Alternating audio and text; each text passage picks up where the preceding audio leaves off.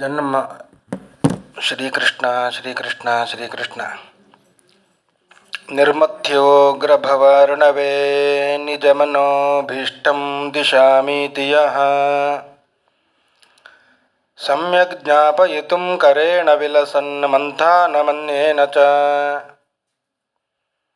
ರಮ್ಯಂ ಧಾಮ ದದನ್ ಮಹೇಶರಜತಗ್ರಾಮಶ್ರಿಯೋಲಂಕೃತಿಃ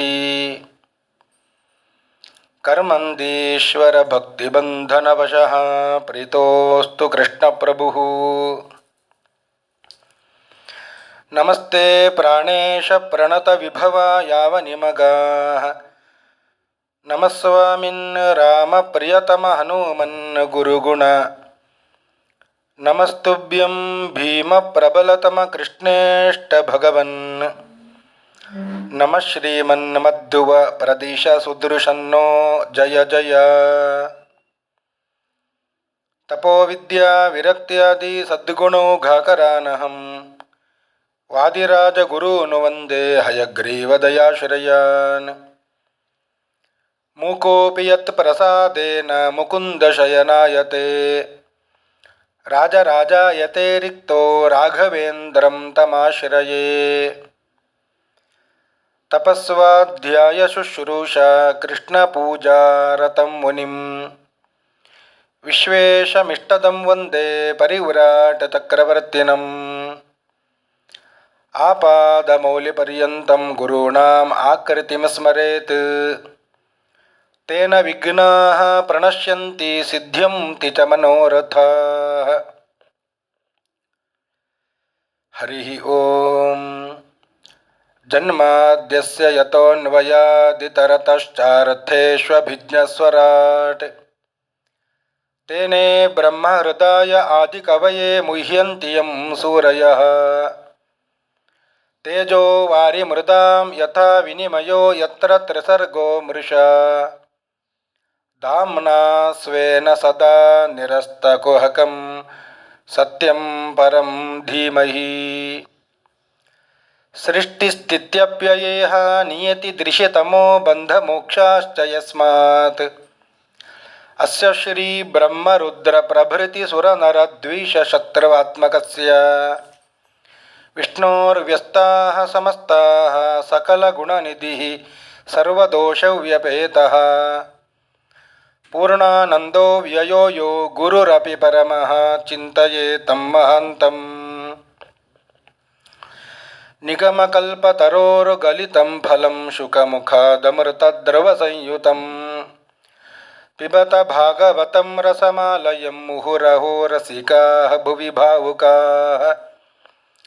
M ಪ್ರವ್ರಜन्तಮನುಪೇತಮಪೇತಕೃತ್ಯಂ ದ್ವೈಪಾಯನೋ ವಿರಹಕಾತರ ಆಜುಹಾವ ಪುತ್ರೇತಿ ತನ್ಮಯತಯಾ ತರವೋಭಿನೇದುಃ ತಂ ಸರ್ವಭೂತಹೃದಯಂ ಮುನಿಮಾನತೋಸ್ಮಿ.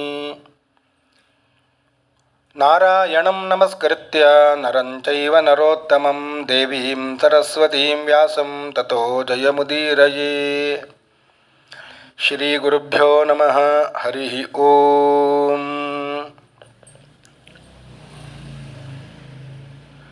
ಶ್ರೀಮದ್ಭಾಗವತ ಪ್ರತಿಪಾದ್ಯ ಮಧ್ವಪತಿ ಶ್ರೀ ಗೋಪಾಲಕೃಷ್ಣ ದೇವರ ಪಾದಾರವಿಂದಗಳಲ್ಲಿ ಭಕ್ತಿ ನಮನಗಳನ್ನು ಅರ್ಪಣೆ ಮಾಡುತ್ತಾ ಇವತ್ತಿನ ಶ್ರೀಮದ್ಭಾಗವತ ಪ್ರವಚನವನ್ನು ಪ್ರಾರಂಭ ಮಾಡ್ತಾ ಇದ್ದೇನೆ. ಸೂತ ಪುರಾಣಿಕರು ಶೌನಕಾದಿ ಮಹರ್ಷಿಗಳಿಗೆ ಶ್ರೀಮದ್ ಭಾಗವತವನ್ನು ಹೇಳುತ್ತೇನೆ ಅಂತ ಪ್ರಾರಂಭ ಮಾಡಿದ್ರು. ಮೊದಲಿಗೆ ಶುಕ ಮಹರ್ಷಿಗಳನ್ನು ಪ್ರಾರ್ಥನೆ ಮಾಡಿಕೊಂಡು ನಂತರದಲ್ಲಿ ನಾರಾಯಣನನ್ನು, ವೇದವ್ಯಾಸರನ್ನು, ಭಾಗ್ಯದೇವತೆಯಾದಂತಹ ಲಕ್ಷ್ಮಿಯನ್ನು, ಹಾಗೆಯೇ ವಾಯುದೇವರನ್ನು, ಸರಸ್ವತೀ ದೇವಿಯನ್ನು, ಶೇಷದೇವರನ್ನೆಲ್ಲ ಪ್ರಾರ್ಥನೆ ಮಾಡಿಕೊಂಡು ಶ್ರೀಮದ್ಭಾಗವತವನ್ನು ಪ್ರಾರಂಭ ಮಾಡಿದ್ದರು.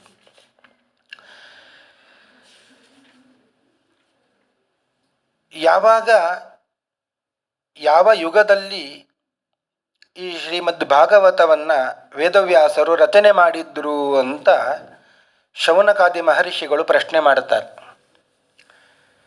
ಕಸ್ಮಿನ್ ಯುಗೆ ಪ್ರವೃತ್ತೋಯಂ. ಆಗ ಆ ಕಥೆಯನ್ನು ಹೇಳ್ತಾ ಇದ್ದಾರೆ.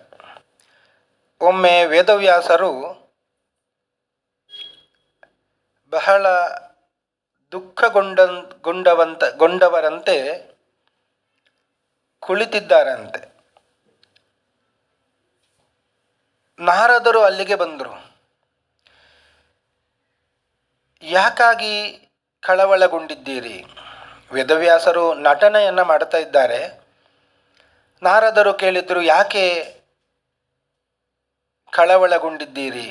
ಮಹಾಭಾರತ ರಚನೆ ಆಗಿದೆ, 17 ಪುರಾಣಗಳ ರಚನೆ ಆಗಿದೆ, ಆದರೂ ಮನಸ್ಸಿಗೆ ಯಾಕೆ ಸಮಾಧಾನ ಇಲ್ಲ?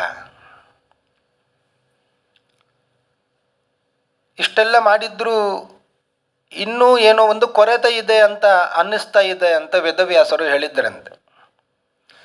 ಆಗ ನಾರದರು ತನ್ನಲ್ಲಿ ಇರುವ 50 ಶ್ಲೋಕ ರೂಪವಾದಂತಹ ಶ್ರೀಮದ್ ಭಾಗವತವನ್ನು ಕೊಟ್ಟು, ಸ್ವಾಮಿ ಇದನ್ನು ವಿಸ್ತಾರ ಮಾಡಿ ಅಂತ ಹೇಳಿದ್ರುವಂತೆ. ನಾರದರು ಬೇಡಿಕೊಳ್ಳುತ್ತಾರೆ. ನಾರದರಿಗೆ ಈ ಭಾಗವತ ಎಲ್ಲಿಂದ ಬಂತು? ಬ್ರಹ್ಮದೇವರಿಂದ ಬಂತು ಅಂತ. ಬ್ರಹ್ಮದೇವರಿಗೆ ಎಲ್ಲಿಂದ ಬಂತು? ಸಾಕ್ಷಾತ್ ಶ್ರೀಮನ್ನಾರಾಯಣನಿಂದ ಬಂತು. ಬ್ರಹ್ಮದೇವರನ್ನು ಭಗವಂತ ಸೃಷ್ಟಿ ಮಾಡಿದ ಮೇಲೆ ಬ್ರಹ್ಮದೇವರು ಈ ಸೃಷ್ಟಿಯನ್ನು ನಾನು ಮಾಡಿದರೆ ಈ ಸೃಷ್ಟಿ ನನಗೆ ಬಂಧಕ ಆಗುತ್ತದೋ ಅಂತ ಚಿಂತೆಯಲ್ಲಿ ಇದ್ದರು ಅಂತೆ. ಆಗ ನಾರಾಯಣ ಉಪದೇಶ ಮಾಡಿದ,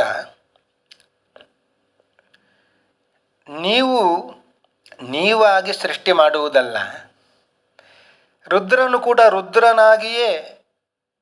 ರುದ್ರನೇ ಆಗಿ ಸಂಹಾರ ಮಾಡುವುದು ಕೂಡ ಅಲ್ಲ. ಸೃಜಾಮಿ ತನ್ನಿಯುಕ್ತೋಹಂ ಹರೋ ಹರತಿ ತದ್ವಶಃ.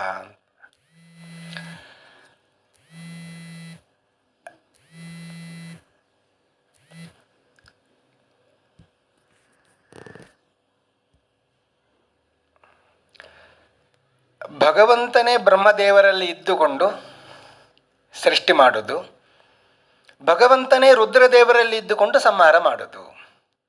ಇಷ್ಟು ತಿಳ್ಕೊಂಡು ಬಿಟ್ಟರೆ ಸಾಕು ಅಂತ ಹೇಳಿ 4 ಶ್ಲೋಕದ ಶ್ರೀಮದ್ ಭಾಗವತವನ್ನು ಬ್ರಹ್ಮದೇವರಿಗೆ ನಾರಾಯಣ ಉಪದೇಶ ಮಾಡಿದ ಅಂತೆ.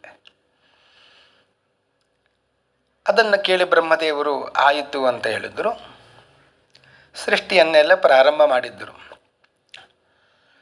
ಹೀಗೆ ಒಮ್ಮೆ ಜಪವನ್ನು ಮಾಡುತ್ತಾ ಇರುವಾಗ, ತಪಸ್ಸನ್ನು ಮಾಡುತ್ತಾ ಇರುವಾಗ ನಾರದರು ಬಂದರು ಅಂತೆ. ಬಂದವರು ಕೇಳಿದ್ರು, ನೀನೇ ಸೃಷ್ಟಿಕರ್ತ, ನೀನು ಜಪಮಾಲೆಯನ್ನು ಹಿಡಿದುಕೊಂಡು ಯಾರನ್ನ ಕುರಿತು ಜಪವನ್ನು ತಪಸ್ಸನ್ನು ಮಾಡುತ್ತಾ ಇದ್ದಿ? ನಿನಗಿಂತಲೂ ಮೇಲೆ ಯಾರಿದ್ದಾರೆ? ಆಗ ಬ್ರಹ್ಮದೇವರು ಹೇಳಿದರು, ನಾನಾಗಿಯೇ ಸೃಷ್ಟಿ ಮಾಡ್ತಾ ಇಲ್ಲ, ನನ್ನ ಒಳಗೆ ಪರಮಾತ್ಮ ಇದ್ದಾನೆ, ಅವ ಸೃಷ್ಟಿ ಮಾಡ್ತಾ ಇದ್ದಾನೆ. ಸೃಜಾಮಿ ತನ್ನಿಯುಕ್ತೋಹಂ, ಅವನಿಂದ ನಿಯುಕ್ತನಾಗಿ ಸೃಷ್ಟಿ ಮಾಡ್ತಾ ಇದ್ದೇನೆ ಅಂತ ಭಾಗವತವನ್ನು, ಏನು ನಾರಾಯಣ ದೇವರು 4 ಶ್ಲೋಕದ ಭಾಗವತವನ್ನು ಉಪದೇಶ ಮಾಡಿದ್ರು, ಅದನ್ನು 50 ಶ್ಲೋಕಗಳನ್ನಾಗಿ ಮಾಡಿ ನಾರದರಿಗೆ ಉಪದೇಶ ಮಾಡಿದರು ಅಂತ. ಇನ್ನೂ ವಿಸ್ತಾರ ಬೇಕು ಅಂತಾದರೆ ವೇದವ್ಯಾಸರಲ್ಲಿ ಬಳಿ ಹೋಗಿ ಕೇಳು, ಅವರಿಗೆ ಇದನ್ನು ಒಪ್ಪಿಸು, ಅವರ ಮುಖಾಂತರ ವಿಸ್ತಾರಗೊಳಿಸು ಅಂತ ಬ್ರಹ್ಮದೇವರು ಆದೇಶ ಮಾಡಿದರು. ನಾರದರು ವೇದವ್ಯಾಸರ ಬಳಿಗೆ ಬಂದಿದ್ದಾರೆ. ಈಗ ವೇದವ್ಯಾಸರು ಕೂಡ 17 ಪುರಾಣ ರಚನೆ ಮಾಡಿ ಆಗಿದೆ. ಈಗ ಈ 50 ಶ್ಲೋಕವುಳ್ಳಂತಹ ಭಾಗವತವನ್ನು ವೇದವ್ಯಾಸರಿಗೆ ಒಪ್ಪಿಸಿ ಭಗವಂತ ಇದನ್ನು ವಿಸ್ತಾರಗೊಳಿಸಬೇಕು ಅಂತ ಪ್ರಾರ್ಥನೆಯನ್ನು ಮಾಡಿದಾಗ 18,000 ಶ್ಲೋಕವುಳ್ಳಂತಹ ಶ್ರೀಮದ್ ಭಾಗವತವನ್ನು ವೇದವ್ಯಾಸರು ರಚನೆ ಮಾಡಿದ್ದರು ಅಂತ. ಯಾಕೆ ನಾರದರು ಇಷ್ಟೆಲ್ಲ ಶ್ರೀಮದ್ ಭಾಗವತವನ್ನು ವಿಸ್ತಾರಗೊಳಿಸಬೇಕು ಅಂತ ಕೇಳಿದ್ರು?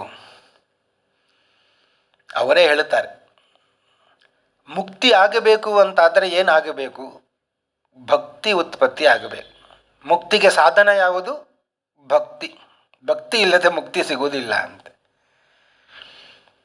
ನನ್ನ ಕಥೆಯನ್ನು ನಾನು ಹೇಳುತ್ತೇನೆ ಅಂತ ತನ್ನ ಪೂರ್ವ ಜನ್ಮದ ವೃತ್ತಾಂತವನ್ನು ಹೇಳಲಿಕ್ಕೆ ಪ್ರಾರಂಭ ಮಾಡ್ತಾರೆ ನಾರದರು.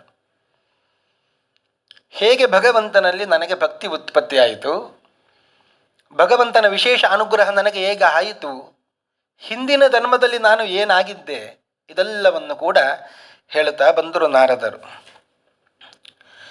ಅಹಂ ಪುರಾತೀತ ಭವೇ ಭವಂ ಮುನೇ ದಾಸ್ಯಾಸ್ತು ಕಸ್ಯಾಶ್ಚನ ವೇದವಾದಿನಾಂ ನಿರೂಪಿತೋ ಬಾಲಕ ಏವ ಯೋಗಿನಾಂ ಶುಶ್ರೂಷಣೆ ಪ್ರಾವೃಷಿ ನಿರ್ವಿವಿಕ್ಷತಾಂ. ಪೂರ್ವ ಜನ್ಮದಲ್ಲಿ ನಾರದರು ಒಬ್ಬ ದಾಸಿಯ ಮಗನಾಗಿದ್ದರು ಅಂತೆ. ಆ ದಾಸಿ ಒಬ್ಬ ಯೋಗಿಗಳ ಸೇವೆಯನ್ನು ಮಾಡುತ್ತಾ ಇದ್ದವಳು. ಒಬ್ಬ ಯೋಗಿಗಳು ವರ್ಷ ಋತುವಿನ ಚಾತುರ್ಮಾಸ್ಯ ಕಾಲದಲ್ಲಿ ಚಾತುರ್ಮಾಸ ವ್ರತವನ್ನು ಮಾಡಬೇಕು ಅಂತ ಒಂದು ಕಡೆ ಕೂತಿದ್ದರು ಅಂತೆ. ಅಲ್ಲಿ ಈ ದಾಸಿಯಾಗಿ ನಾರದರ ತಾಯಿ, ಪೂರ್ವ ಜನ್ಮದಲ್ಲಿ ನಾರದರ ತಾಯಿ ದಾಸ್ಯ ವೃತ್ತಿಯನ್ನು ಅಲ್ಲಿ ಮಾಡ್ತಾ ಇದ್ಲು. ತಾಯಿ ದಾಸ್ಯ ವೃತ್ತಿಯನ್ನು ಮಾಡ್ತಾ ಇರುವಾಗ ಅವರ ಮಗನಾದಂತಹ ಇದೇ ನಾರದರು ಪೂರ್ವ ಜನ್ಮದಲ್ಲಿ ಅವರೂ ಕೂಡ ಅಲ್ಲಿ ಸೇವೆಯನ್ನು ಮಾಡ್ತಾ ಇದ್ದರು ಅಂತೆ. ಉಚ್ಚಿಷ್ಟಲೇಪಾನನುಮೋದಿತೋ ದ್ವಿಜೈ ಸಕೃತ್ಸಮ ಭುಂಜೆ ತದಪಾಸ್ತಕಿಲ್ಬಿಷಃ ಏವಂ ಪ್ರವೃತ್ತಸ್ಯ ವಿಶುದ್ಧಚೇತಸಃ ತದ್ಧರ್ಮ ಏವಾತ್ಮರುಚಿ ಪ್ರಜಾಯತೆ. ಉಚ್ಚಿಷ್ಟಲೇಪವನ್ನು ಅವರೆಲ್ಲ ಸಾಧುಗಳು, ಯೋಗಿಗಳು ಊಟ ಎಲ್ಲ ಮಾಡಿದ ಮೇಲೆ, ಜ್ಞಾನಿಗಳು ಊಟ ಎಲ್ಲ ಮಾಡಿದ ಮೇಲೆ ಅಲ್ಲಿ ಗೋಮವನ್ನು ಹಚ್ಚುವಂಥದ್ದು ಕೆಲಸ, ನೆಲ ಒರೆಸುವಂಥದ್ದು, ಕಸಗುಡಿಸುವಂತಹ ಕೆಲಸ, ಇದನ್ನೆಲ್ಲ ನಾರದರು ಮಾಡ್ತಾ ಇದ್ದರಂತೆ ಪೂರ್ವಜನ್ಮದಲ್ಲಿ ದಾಸಿಯ ಪುತ್ರನಾಗಿ. ಮಾತ್ರವಲ್ಲ, ಸಕೃತ್ಸ್ಮ ಭುಂಜೆ, ಒಂದೇ ಒಂದು ಹೊತ್ತು ಊಟ ಮಾಡ್ತಾ ಇದ್ದರಂತೆ. ಅವರೆಲ್ಲ ಊಟ ಮಾಡಿ ಆದಮೇಲೆ ಏನು ಉಳಿದಿರ್ತದೆ ಪ್ರಸಾದ ಅಂತ ಅದನ್ನು ತಾನು ಸ್ವೀಕಾರ ಮಾಡಿ ಒಂದೇ ಹೊತ್ತು ಊಟ. ಸಾಯಂಕಾಲ ಆಗುವಾಗ ಸಾಧುಗಳು, ಯೋಗಿಗಳೆಲ್ಲ ಪ್ರವಚನವನ್ನು ಮಾಡ್ತಾ ಇದ್ದರಂತೆ.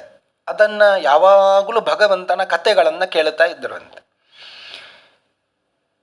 ಈ ದಾಸಿಪುತ್ರನ ಶ್ರದ್ಧೆಯನ್ನು ನೋಡಿ ಚಾತುರ್ಮಾಸದಿಂದ ಮುಗಿಸಿ ಇನ್ನೇನು ಯೋಗಿಗಳು ಹೊರಡುವ ಸಂದರ್ಭದಲ್ಲಿ ಈ ಮಗುವಿಗೆ ಒಂದು ಉಪದೇಶ ಮಾಡಿದರು ಅಂತೆ, ರಹಸ್ಯ ವಿದ್ಯೆಯನ್ನು ಉಪದೇಶ ಮಾಡಿದರು.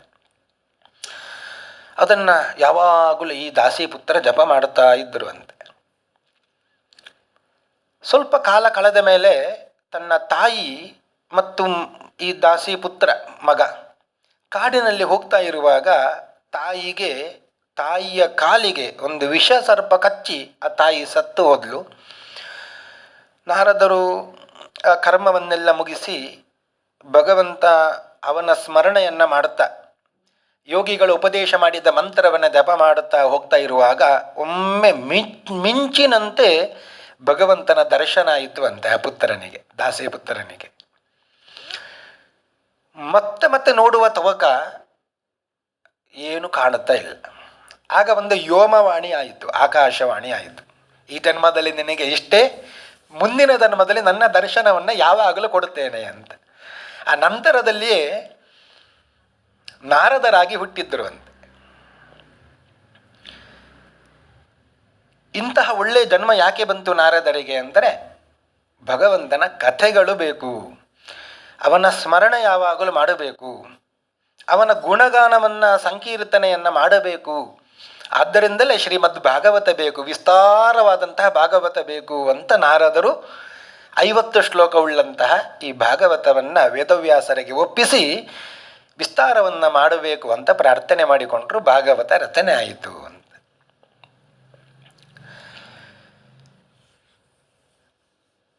ಈಗಲೂ ಕೂಡ ನಾರದರು ಕೈಯಲ್ಲಿ ಮಹತಿ ಎಂಬ ವೀಣೆಯನ್ನು ಇಟ್ಟುಕೊಂಡು ಯಾವಾಗಲೂ ಭಗವಂತನ ಗುಣನಾಮ ಸಂಕೀರ್ತನೆಯನ್ನು ಮಾಡುತ್ತಾ ಇರ್ತಾರೆ ಅಂತೆ.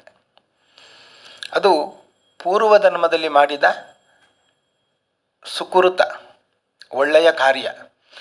ಯಾವ ಜನ್ಮದಲ್ಲಿ ಮಾಡಿರುತ್ತೇವೋ ಒಳ್ಳೆಯ ಕಾರ್ಯ ಆ ಜನ್ಮದಲ್ಲಿಯೇ ಫಲ ಬರಬೇಕು ಅಂತ ಇಲ್ಲ ಅಂತೆ, ಯಾವಾಗ ಬೇಕಾದರೆ ಬರಬಹುದು. ಈಗ ಒಳ್ಳೆಯದನ್ನು ಅನುಭವಿಸ್ತಾ ಇದ್ದೇವೆ ಅಂತ ಆದರೆ ಅದು ಹಿಂದಿನ ಜನ್ಮದ್ದು ಇರಬಹುದು ಅಂತ.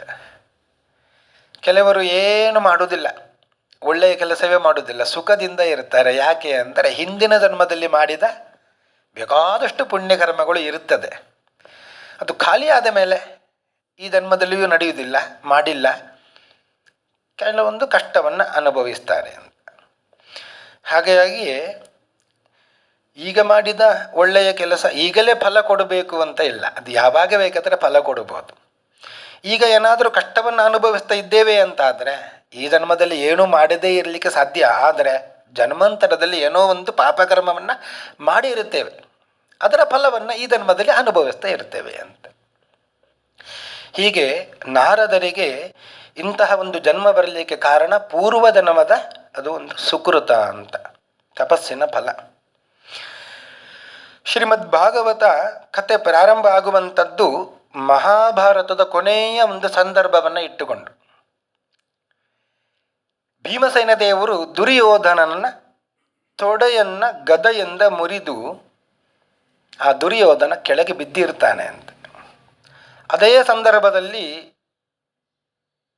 ದುರ್ಯೋಧನನ ಗುರುಗಳ ಪುತ್ರ ಅಶ್ವತ್ಥಾಮಾಚಾರ್ಯರು ಬಂದು ಉಪಪಾಂಡವರ ತಲೆಯನ್ನು ಕಡಿದಿದ್ದೇನೆ ಅಂತ ಆ 5 ಮಂದಿ ಮಕ್ಕಳ ತಲೆಯನ್ನು ಇಟ್ಟುಕೊಂಡು ಬಂದರು ಅಂತೆ. ಅದನ್ನು ದುರ್ಯೋಧನ ನೋಡಿದ, ಅವನಿಗೂ ಕೂಡ ಸಂತೋಷ ಆಗಲಿಲ್ಲ ಅಂತೆ.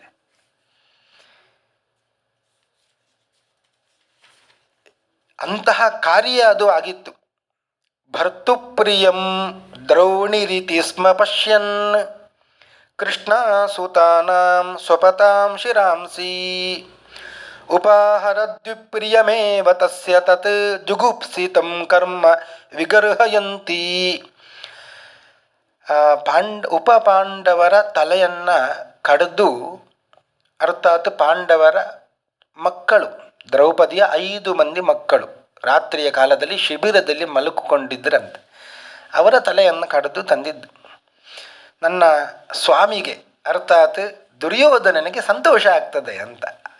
ಅಂತಹ ದುರ್ಯೋಧನನಿಗೂ ಕೂಡ ಈ ಕ್ರಿಯೆ ಸಂತೋಷವನ್ನು ಕೊಟ್ಟಿಲ್ಲಂತೆ. ಭರ್ತು ಪ್ರಿಯಂ ದ್ರೌಣಿ ರೀತಿ ಸ್ಮ ಪಶ್ಯನ್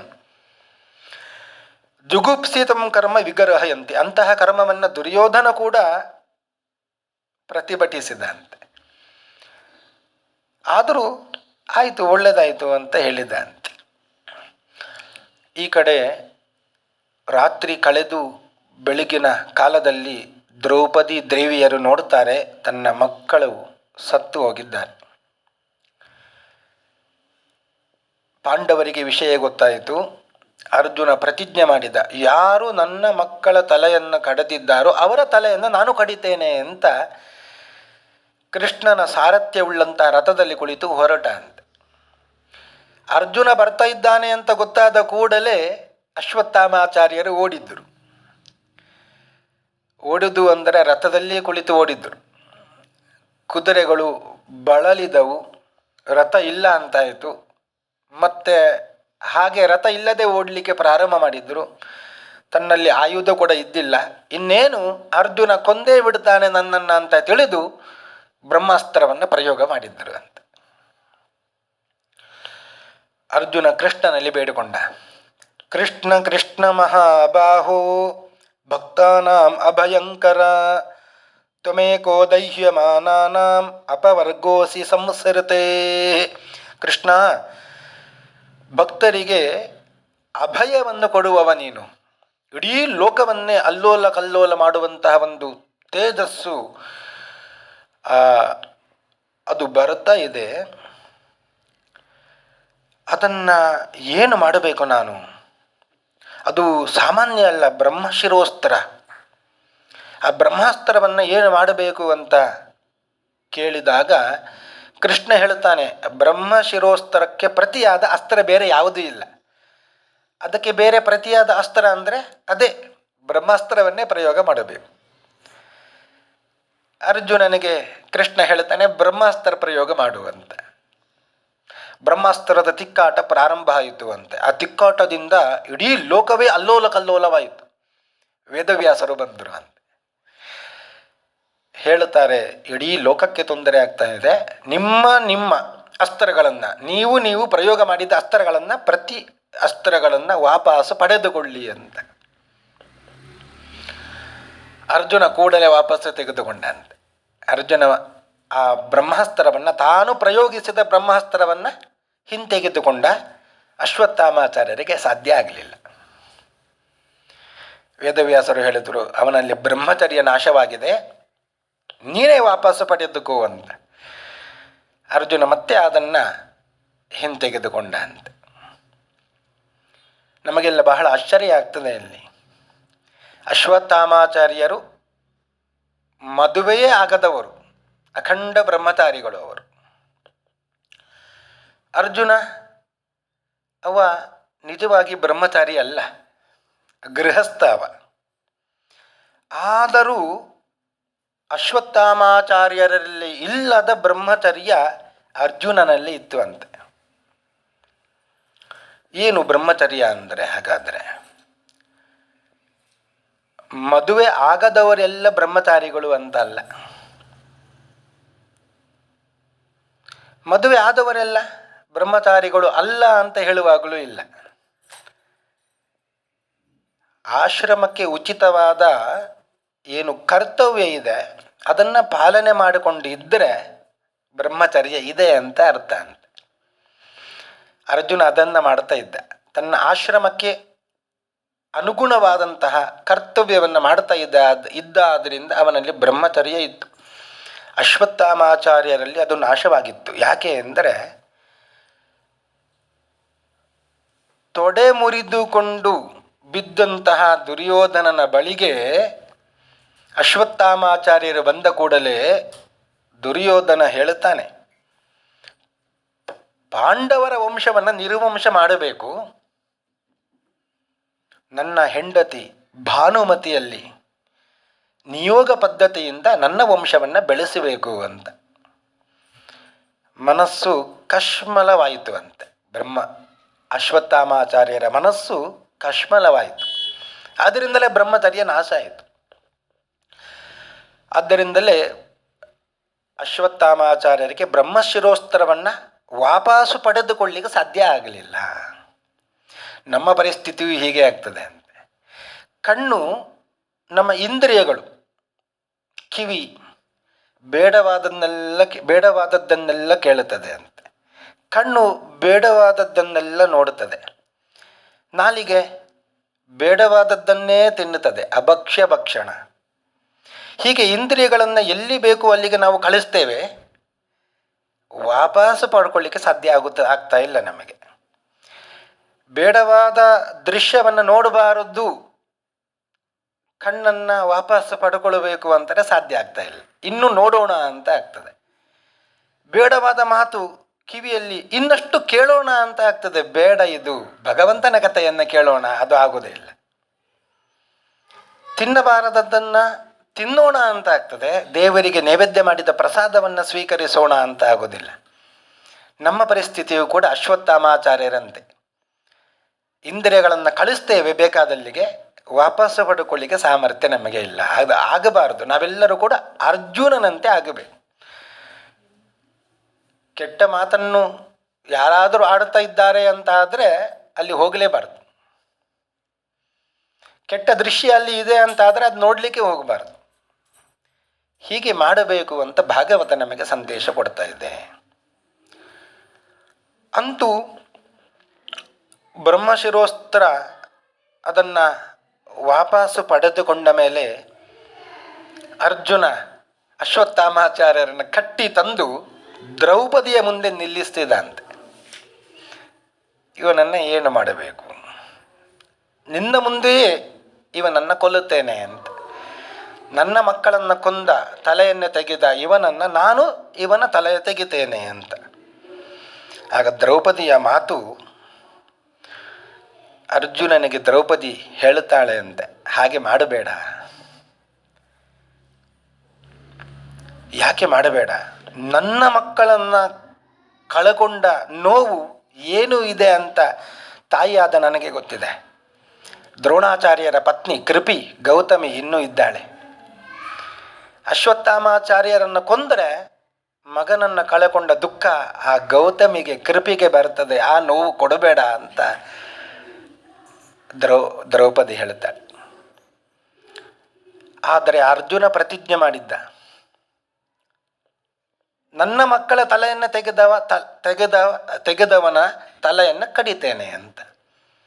ಕೃಷ್ಣ ಉಪಾಯ ಮಾಡಿದ ಅಂತೆ. ವಧೆ ಮಾಡಬೇಕಲ್ವೇ ನಿನಗೆ, ಒಂದು ಉಪಾಯ ಮಾಡು, ತಲೆ ಬೋಳಿಸು, ಜುಟ್ಟು ಬಿಡಬೇಡ, ಅವನಲ್ಲಿ ಇರುವ ದ್ರವ್ಯವನ್ನೆಲ್ಲ ತೆಗೆದುಕೋ, ಅವನನ್ನು ದೇಶದಿಂದ ಹೊರಗಾಕು, ರಾಜ್ಯದಿಂದ ಹೊರಗಾಕು. ಇದು ಬ್ರಾಹ್ಮಣರಿಗೆ ಕೊಡುವ ಶಿಕ್ಷೆ ಅಂತ. ಇದು ವಧೆಗೆ ಸಮಾನ ಅಂತ. ಇದು ಕೃಷ್ಣ ಹೇಳುವ ಮಾತು. ವಪನಂ ದ್ರವಿಣಾದಾನಂ ಸ್ಥಾನಾತಿ ನಿರ್ಯಾಪಣಂ ತಥಾ ಏಷ ಹಿ ಬ್ರಹ್ಮಬಂಧೂನಾಂ ವಧೋ ನಾಣ್ಯೋಸ್ತಿ ದೈಹಿಕ.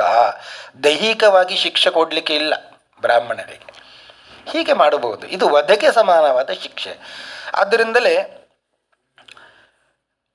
ಶಿಖೆಯನ್ನು ತೆಗೆದರೆ ದೊಡ್ಡ ಶಿಕ್ಷೆ ಅದು. ಬ್ರಾಹ್ಮಣರಿಗೆ ಶಿಖೆಯನ್ನು ತೆಗೆದರೆ ದೊಡ್ಡ ಶಿಕ್ಷೆ. ಮತ್ತು ತಲೆಯಲ್ಲಿ ಒಂದು ನೈಸರ್ಗಿಕವಾದಂಥ ಒಂದು ಮಣಿ ಇತ್ತು ಅಂತೆ, ಆಯಾಸವೇ ಆಗುವುದಿಲ್ಲ ಅಂತಹ ಮಣಿ ಅಶ್ವತ್ಥಾಮಾಚಾರ್ಯರಿಗೆ. ಅದನ್ನು ಕಿತ್ತುಕೊಂಡ. ದ್ರವಿಣಾದಾನಂ ವಪನಂ ಸ್ಥಾನಾತಿ ನಿರ್ಯಾಪಣಂ, ಹೊರಗೆ ಹಾಕಿಬಿಟ್ರು ಅಂತೆ ಅವನನ್ನು. ಆದರೆ ಹೊರಗೆ ಹಾಕಿದ್ರೂ ಇನ್ನೂ ಅಶ್ವತ್ಥಾಮಾಚಾರ್ಯರು ಬಿಟ್ಟಿಲ್ಲ ಅಂತೆ. ಮತ್ತೆ ಬ್ರಹ್ಮಾಸ್ತ್ರ ಪ್ರಯೋಗ ಮಾಡಿದ್ದರು ಅಂತೆ ಅವರು. ಯಾರಿಗೆ ಮಾಡಿದ್ದರು? ಒಂದೇ ಒಂದು ವಂಶದ ಕೊಡಿ ಇತ್ತು, ಅಭಿಮನ್ಯು ಇದ್ದಿಲ್ಲ. ಅಭಿಮನ್ಯುವಿನ ಪತ್ನಿ ಉತ್ತರಾದೇವಿ, ಅವಳ ಗರ್ಭ ಬೆಳೀತಾ ಇತ್ತು ಅಂತೆ. ಆ ಗರ್ಭಕ್ಕೆ ಪ್ರಯೋಗ ಮಾಡಿದ್ದರು ಅಂತೆ. ಆಗ ಉತ್ತರೆ ಕೃಷ್ಣನಲ್ಲಿ ಬೇಡಿಕೊಳ್ಳುತ್ತಾ ಇದ್ದಾಳೆ, ಪಾಹಿ ಪಾಹಿ ಮಹಾಯೋಗಿನ್ ದೇವದೇವ ಜಗತ್ಪತೆ ನಾಣ್ಯಂ ತ್ವದಭಯಂ ಪಶ್ಯೆ ಯತ್ರ ಮೃತ್ಯು ಪರಸ್ಪರಂ ಅಭಿದ್ರವತಿ ಮಾಮೀಶ ಶರಸ್ತಪ್ತಾಯಸೋ ವಿಭೋ ಕಾಮಂ ದಹತು ಮಾಂ ನಾಥ ಮಾಮೇ ಗರ್ಭೋ ನಿಪಾತ್ಯತಾಂ. ಮಹಾಯೋಗಿಯಾದ ದೇವದೇವ ಕೃಷ್ಣ, ರಕ್ಷಣೆ ಮಾಡು. ಯಾವುದೋ ಒಂದು ಕಾದ ಕಬ್ಬಿಣದಂತೆ ಇರುವಂತಹ ಒಂದು ಆಯುಧ ನನ್ನ ಹೊಟ್ಟೆಯಲ್ಲಿ ಇರುವ ಗರ್ಭಕ್ಕೆ ಬಂದು ಬಡಿತಾ ಇದೆ, ಅದರಿಂದ ಆ ಗರ್ಭವನ್ನು ರಕ್ಷಣೆ ಮಾಡು. ಕಾಮಂ ದಹತು ಮಾಂ ನಾಥ ಮಾಮೇ ಗರ್ಭೋ ನಿಪಾತ್ಯತಾಂ. ನನಗೆ ಬೇಕಾದರೆ ಏನು ಬೇಕಾದರೆ ಆಗಲಿ, ಆದರೆ ಗರ್ಭಕ್ಕೆ ಏನೂ ಆಗಬಾರದು. ಇದು ಪಾಂಡವರ ಒಂದು ವಂಶದ ಕುಡಿ, ಇದಕ್ಕೆ ಏನಾಗಬಾರದು. ಪ್ರತಿಯೊಬ್ಬ ತಾಯಿ ಕೂಡ ಅದನ್ನೇ ಬಯಸ್ತಾಳೆ, ತನಗೆ ಏನಾದರೂ ತೊಂದರೆ ಇಲ್ಲ, ತನ್ನ ಗರ್ಭಕ್ಕೆ ಏನಾಗಬಾರದು ಅಂತ ರಕ್ಷಣೆ ಮಾಡ್ತಾ ಇರ್ತಾಳೆ. ಹಾಗೆಯೇ ಆ ಉತ್ತರಾದೇವಿ ಭಗವಂತನಲ್ಲಿ ಪ್ರಾರ್ಥನೆ ಮಾಡಿಕೊಳ್ತಾಳೆ, ಮಾಮೇ ಗರ್ಭೋ ನಿಪಾತ್ಯತಂ, ನನ್ನ ಗರ್ಭಕ್ಕೆ ಏನು ತೊಂದರೆ ಆಗಬಾರದು ಕೃಷ್ಣ ಅಂತ. ಕೃಷ್ಣ ಓಡೋಡಿ ಬಂದ ಅಂತೆ. ಸುದರ್ಶನೇನ ಸ್ವಾಸ್ತ್ರೇಣ ಸ್ವಾನಾಂ ರಕ್ಷಾಂ ವ್ಯಧಾದ್ ವಿಭುಃ. ಸುದರ್ಶನ ಚಕ್ರವನ್ನು ಪ್ರಯೋಗ ಮಾಡಿದ ಅಂತೆ, ಬ್ರಹ್ಮಾಸ್ತ್ರವನ್ನು ಓಡಿಸಿದ. ತಾನೇ ಗರ್ಭದ ಸುತ್ತಲೂ ಕೂಡ ಗದಾಧಾರಿಯಾಗಿ ತಿರುಗುತ್ತಾ ರಕ್ಷಣೆ ಮಾಡುತ್ತಾ ಇದ್ದಾನೆ. ಆನಂತರದಲ್ಲಿ ಹುಟ್ಟಿದವನೇ ಪರೀಕ್ಷಿತ್ ಎಂಬ ರಾಜ. ಆ ಉತ್ತರೆಯ ಗರ್ಭದಲ್ಲಿ ಹುಟ್ಟಿದವನೇ ಪರೀಕ್ಷಿತ ರಾಜ ಅಂತ. ಪರೀಕ್ಷಿತ್ ಅಂತ ಹೆಸರು ಬರಲಿಕ್ಕೆ ಕಾರಣವೇ ಅದು. ಸುತ್ತಲೂ ಆ ಮಗು ನೋಡುತ್ತಾ ಇತ್ತಂತೆ, ಯಾರು ಇದನ್ನು ತಿರುಗುತ್ತಾ ಇದ್ದಾರೆ ಗದಾಧಾರಿಯಾಗಿ ಅಂತ. ಅದರಿಂದಲೇ ಪರೀಕ್ಷಿತ್ ಅಂತ ಹೆಸರು ಬಂತು. ಇನ್ನೊಂದು ಹೆಸರನ್ನು ಕೂಡ ಇಟ್ಟಿದ್ದಾರೆ, ವಿಷ್ಣುರಾತ ಅಂತ. ವಿಷ್ಣುವಿನಿಂದ ರಕ್ಷಿಸಲ್ಪಟ್ಟವ ಅಂತ, ವಿಷ್ಣುರಾತ ಅಂತ ಹೆಸರು ಕೂಡ ಇದೆ. ಆದ್ದರಿಂದಲೇ ಭಾಗವತದ ಮೊದಲನೆಯ ಶ್ಲೋಕವೇ ಅದು. ಜನ್ಮಾದ್ಯಸ್ಯ ಯತೋನ್ವಯಾದಿತರತಶ್ಚಾರ್ಥೇಷ್ವಭಿಜ್ಞ ಸ್ವರಾಟ್. ಜನ್ಮಾದ್ಯಸ್ಯ ಯತಃ, ಯಾರ ಜನ್ಮಕ್ಕೆ ಕಾರಣ ಭಗವಂತ, ಎಲ್ಲರ ಜನ್ಮಕ್ಕೂ ಕೂಡ ಕಾರಣ ಭಗವಂತ. ಅಂದರೆ ಇಡೀ ಜಗತ್ತಿನ ಸೃಷ್ಟಿ ಅದು ಭಗವಂತನಿಗೆ ಮೀಸಲು ಅಂತ. ಅವನ ಇಚ್ಛೆ ಇತ್ತು ಅಂತಾದರೆ ಅವ ಉಳಿತಾನೆ. ಅವನ ಇಚ್ಛೆಗೆ ಬಂದಿಲ್ಲ ಅಂತಾದರೆ ಏನು ಶತ ಪ್ರಯತ್ನ ಮಾಡಿದರೂ ಉಳಿಯುವುದಿಲ್ಲ ಯಾರು ಕೂಡ. ಭಗವಂತನ ಮನಸ್ಸಿಗೆ ಬಂದಿತ್ತು ಪರೀಕ್ಷಿತ್ ಉಳಿಬೇಕು ಅಂತ, ಆದ್ದರಿಂದ ಉಳ್ಕೊಂಡ. ಕೊನೆಗೆ ಕುಂತಿ ಬಹಳ ಸಂತೋಷದಿಂದ ಪ್ರಾರ್ಥನೆ ಮಾಡ್ತಾಳೆ ಕೃಷ್ಣನನ್ನು, ಎಷ್ಟು ನನ್ನನ್ನು ರಕ್ಷಣೆ ಮಾಡಿದ್ದಿ ನೀನು, ಎಷ್ಟು ಬಾರಿ ನಮ್ಮನ್ನು ರಕ್ಷಣೆ ಮಾಡಿದ್ದಿ ನೀನು. ಕುಂತಿಯ ಪ್ರಾರ್ಥನೆ: ಕೃಷ್ಣಾಯ ವಾಸುದೇವಾಯ ದೇವಕೀ ನಂದನಾಯ ಚ ನಂದಗೋಪಕುಮಾರಾಯ ಗೋವಿಂದಾಯ ನಮೋ ನಮಃ. ನಮಃ ಪಂಕಜನಾಭಾಯ ನಮಃ ಪಂಕಜಮಾಲಿನೇ ನಮಃ ಪಂಕಜನೇತ್ರಾಯ ನಮಸ್ತೆ ಪಂಕಜಾಗ್ರಯೇ. ಇದು ಶ್ಲೋಕ ಯಾವಾಗಲೂ ನಾವೆಲ್ಲ ಹೇಳ್ತೇವೆ. ಇದು ಕುಂತಿ ಮಾಡಿದ ಶ್ಲೋಕ. ಕುಂತಿ ಭಗವಂತನಲ್ಲಿ ಪ್ರಾರ್ಥನೆ ಮಾಡಿಕೊಂಡ ಶ್ಲೋಕ ಇದು. ಕೊನೆಗೆ ಇಷ್ಟೆಲ್ಲ ಪ್ರಾರ್ಥನೆ ಮಾಡಿ ಕುಂತಿ ಕೃಷ್ಣನಲ್ಲಿ ವರ ಕೇಳೋದು ಏನು ಅಂದರೆ, ವಿಪದಃ ಸಂತು ನ ಶಶ್ವತ್ ತತ್ರ ತತ್ರ ಜಗದ್ಗುರು. ಕೃಷ್ಣ, ನಮಗೆ ಯಾವಾಗಲೂ ವಿಪತ್ತು ಬರ್ತಾ ಇರಲಿ ಅಂತ ಯಾರಾದರೂ ಕೇಳ್ತಾರ? ನನಗೆ ಏನು ತೊಂದರೆ ಬರಬಾರದು ಅಂತ ಎಲ್ಲರೂ ಕೇಳೋದು. ಕುಂತಿಯ ಪ್ರಾರ್ಥನೆ ಏನು? ವಿಪದಃ ಸಂತು ನ ಶಶ್ವತ್, ನನಗೆ ಯಾವಾಗಲೂ ವಿಪತ್ತನ್ನು ಕೊಡ್ತಾ ಇರು. ಏನು ಕಾರಣ? ವಿಪತ್ತು ಕೊಟ್ಟಾಗ, ಆಪತ್ತು ಕೊಟ್ಟಾಗ ಕೃಷ್ಣ ನಿನ್ನ ಸ್ಮರಣೆ ನನಗೆ ಆಗ್ತದೆ, ನೀನು ಬಂದು ನನಗೆ ದರ್ಶನವನ್ನು ಕೊಡ್ತಿ. ನಿನ್ನ ದರ್ಶನ ಈ ಸಂಸಾರ ಚಕ್ರದಲ್ಲಿ, ಜನ್ಮ ಮೃತ್ಯು ಎಂಬ ಚಕ್ರದಲ್ಲಿ ಬೀಳುವುದನ್ನು ಅದು ತಡೀತದೆ, ಮೋಕ್ಷವನ್ನು ಕೊಡ್ತೀನಿ ನೀನು, ಆದ್ದರಿಂದ ಯಾವಾಗಲೂ ಕಷ್ಟವನ್ನು ಕೊಡ್ತಾ ಇರು ಅಂತ ಕುಂತಿ ಕೃಷ್ಣನಲ್ಲಿ ಪ್ರಾರ್ಥನೆ ಮಾಡ್ತಾಳಂತೆ. ಹೀಗೆ ಪರೀಕ್ಷಿತ್ ದೊಡ್ಡವನಾದ. ಪಾಂಡವರೆಲ್ಲ ಮಹಾಪ್ರಸ್ಥಾನವನ್ನು ಮಾಡಿದ್ದರು. ಇವನನ್ನೇ, ಪರೀಕ್ಷಿತನನ್ನೇ ಚಕ್ರಾಧಿಪತಿಯನ್ನಾಗಿ ಪಟ್ಟಾಭಿಷೇಕವನ್ನು ಮಾಡಿದ್ದರು ಅಂತ. ಒಳ್ಳೆಯ ರೀತಿಯಿಂದ ರಾಜ್ಯ ಪರಿಪಾಲನೆಯನ್ನು ಮಾಡ್ತಾ ಇದ್ದಾನೆ.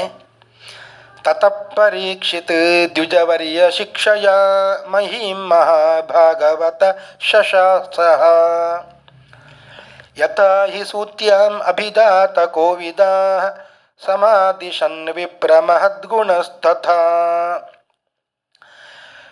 ಪಾಂಡವರ ಮಹಾಪ್ರಸ್ಥಾನದ ನಂತರದಲ್ಲಿ ಪರೀಕ್ಷಿತ್ ಬ್ರಾಹ್ಮಣರ ಆದೇಶದಂತೆ, ಬ್ರಾಹ್ಮಣರು ಜ್ಞಾನಿಗಳು ಏನೆಲ್ಲ ಹೇಳ್ತಾರೆ ಅದನ್ನೇ ಕೇಳಿಕೊಂಡು ಚೆನ್ನಾಗಿ ಪ್ರಜಾಪಾಲನೆಯನ್ನು ಮಾಡ್ತಾ ಇದ್ದಂತೆ.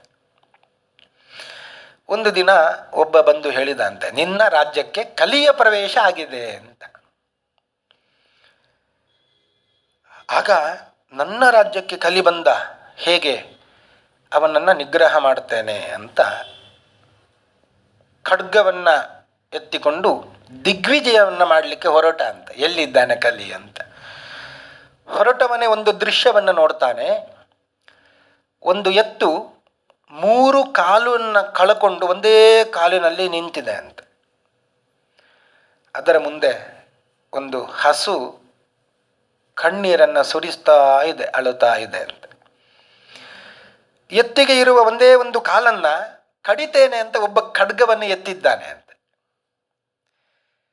ಪರೀಕ್ಷಿತನಿಗೆ ಗೊತ್ತಾಯಿತು, ಇವನೇ ಕಲಿ ಅಂತ.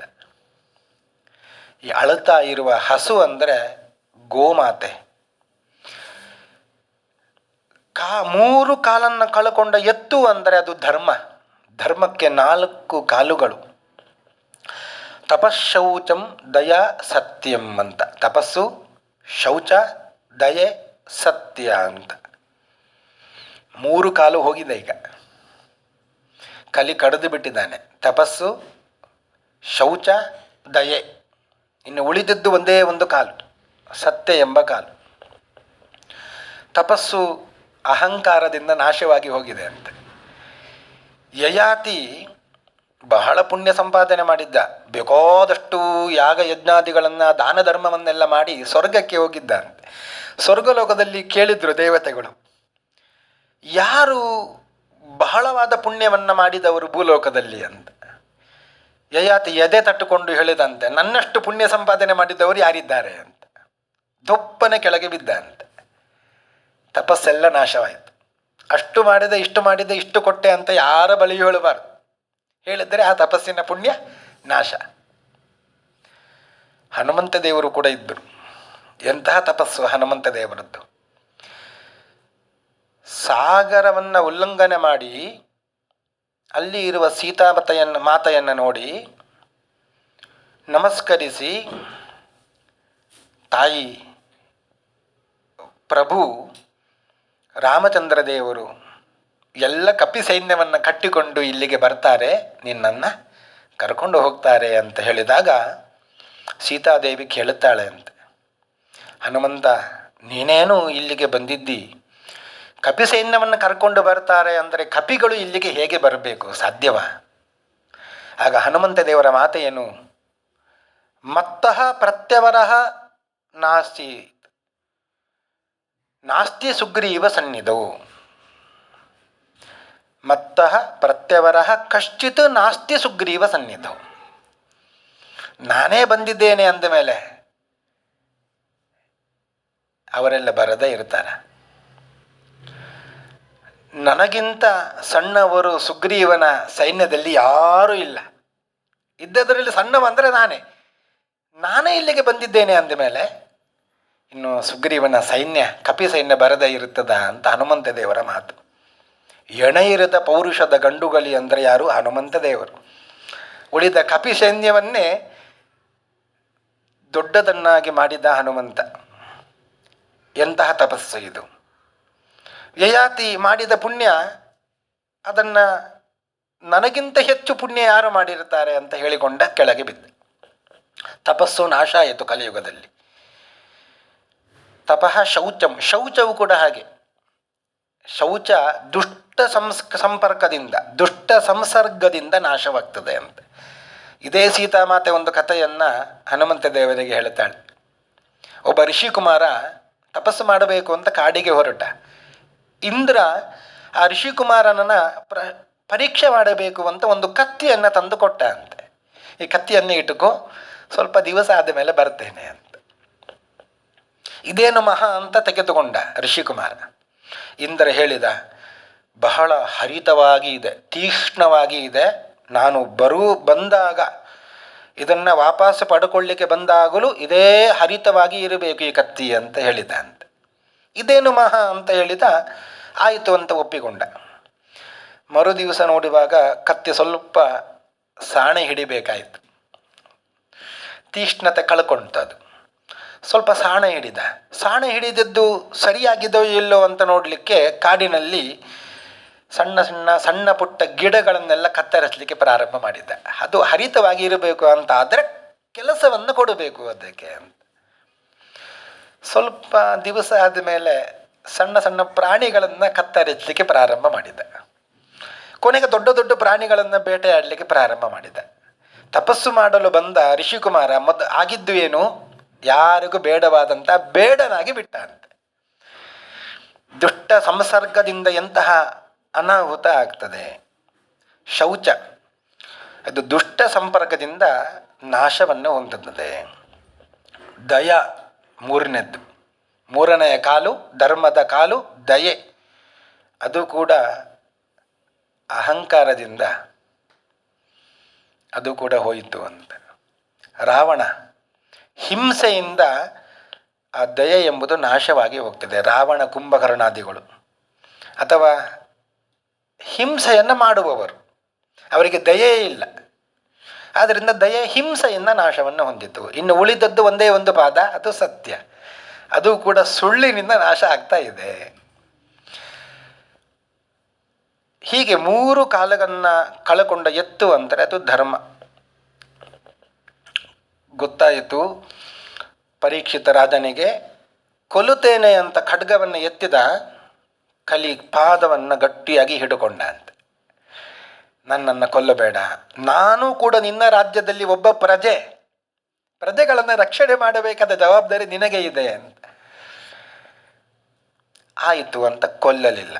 ಇದು ಭಗವಂತನ ಇಚ್ಛೆ. ಕಲಿಯನ್ನು ಕೊಂದು ಬಿಟ್ಟರೆ ಕಲಿಯುಗ ನಡೆಯುವುದು ಬೇಡವ. ಆದ್ದರಿಂದ ನಿಗ್ರಹ ಮಾಡಿದ ಅಂತೆ. ಕಲಿ ಬೇಡಿಕೊಂಡ, ನನಗೆ ಸ್ಥಾನವನ್ನು ಕೊಡು ಅಂತ. ಅಭ್ಯರ್ಥಿತಸ್ತದಾ ತಸ್ಮೈ ಸ್ಥಾನಾನಿ ಕಲಯೇ ದದೌ ದ್ಯೂತಂ ಪಾನಂ ಸ್ತ್ರೀಯಸೂನ ಯತ್ರ ಧರ್ಮಶ್ಚತುರ್ವಿಧ. 4 ಸ್ಥಾನವನ್ನು ಕೊಟ್ಟ ಅಂತ ಕಲಿಗೆ ಪರೀಕ್ಷಿತ್. ಯಾವುದೆಲ್ಲ? ದ್ಯೂತಂ ಪಾನಂ ಸ್ತ್ರೀಯ ಸೂನ ಅಂತ.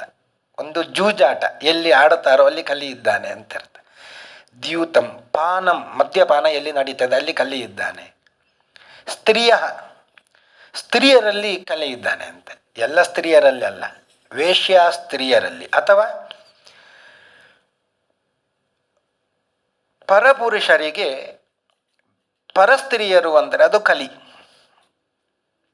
ಹೀಗೆ ಸ್ತ್ರೀಯರಲ್ಲಿ ಕಲಿ, ಆ ಒಂದು ಸ್ಥಾನವನ್ನು ಕೊಟ್ಟ. ಇನ್ನು ಎಲ್ಲಿ ಹಿಂಸೆ ನಡೀತದೆ, ಸೂನ ಹಿಂಸೆ, ಅಲ್ಲಿ ಕಲಿ ಇದ್ದಾನೆ ಅಂತ. ಹೀಗೆ ಅಧರ್ಮವಾದಂತಹ 4 ಜಾಗಗಳನ್ನು ಕಲೆಗೆ ಬಿಟ್ಟುಕೊಟ್ಟ. ಕಲಿ ಮತ್ತೆ ಕಾಲನ್ನು ಹಿಡ್ಕೊಂಡ ಅಂತ, ಇದು ಸಾಕಾಗುವುದಿಲ್ಲ ನನಗೆ ಅಂತ. ಇನ್ನೂ ಒಂದು ಸ್ಥಾನ ಕೊಡಬೇಕು ನೀನು. ಪುನಶ್ಚ ಯಾಚಮಾನಾಯ ಜಾತರೂಪಂ ಅದಾತ್ ಪ್ರಭು. ಮತ್ತೆ ಬೇಡಿಕೊಂಡಾಗ ಇನ್ನೊಂದು ಸ್ಥಾನ ಕೊಟ್ಟ. ಅದೇ ಬಂಗಾರ, ಚಿನ್ನ ಕೂಡ ಇರಲಿ ನಿನಗೆ ಅಂತ. ಚಿನ್ನದಲ್ಲಿ ಕೂಡ ಕಲಿ ಇದ್ದಾನೆ ಅಂತ. ಚಿನ್ನವನ್ನು ಮುಟ್ಟಿ ನೋಡ್ಕೊಳ್ಬೇಕಾಗಿಲ್ಲ ಎಲ್ಲರೂ.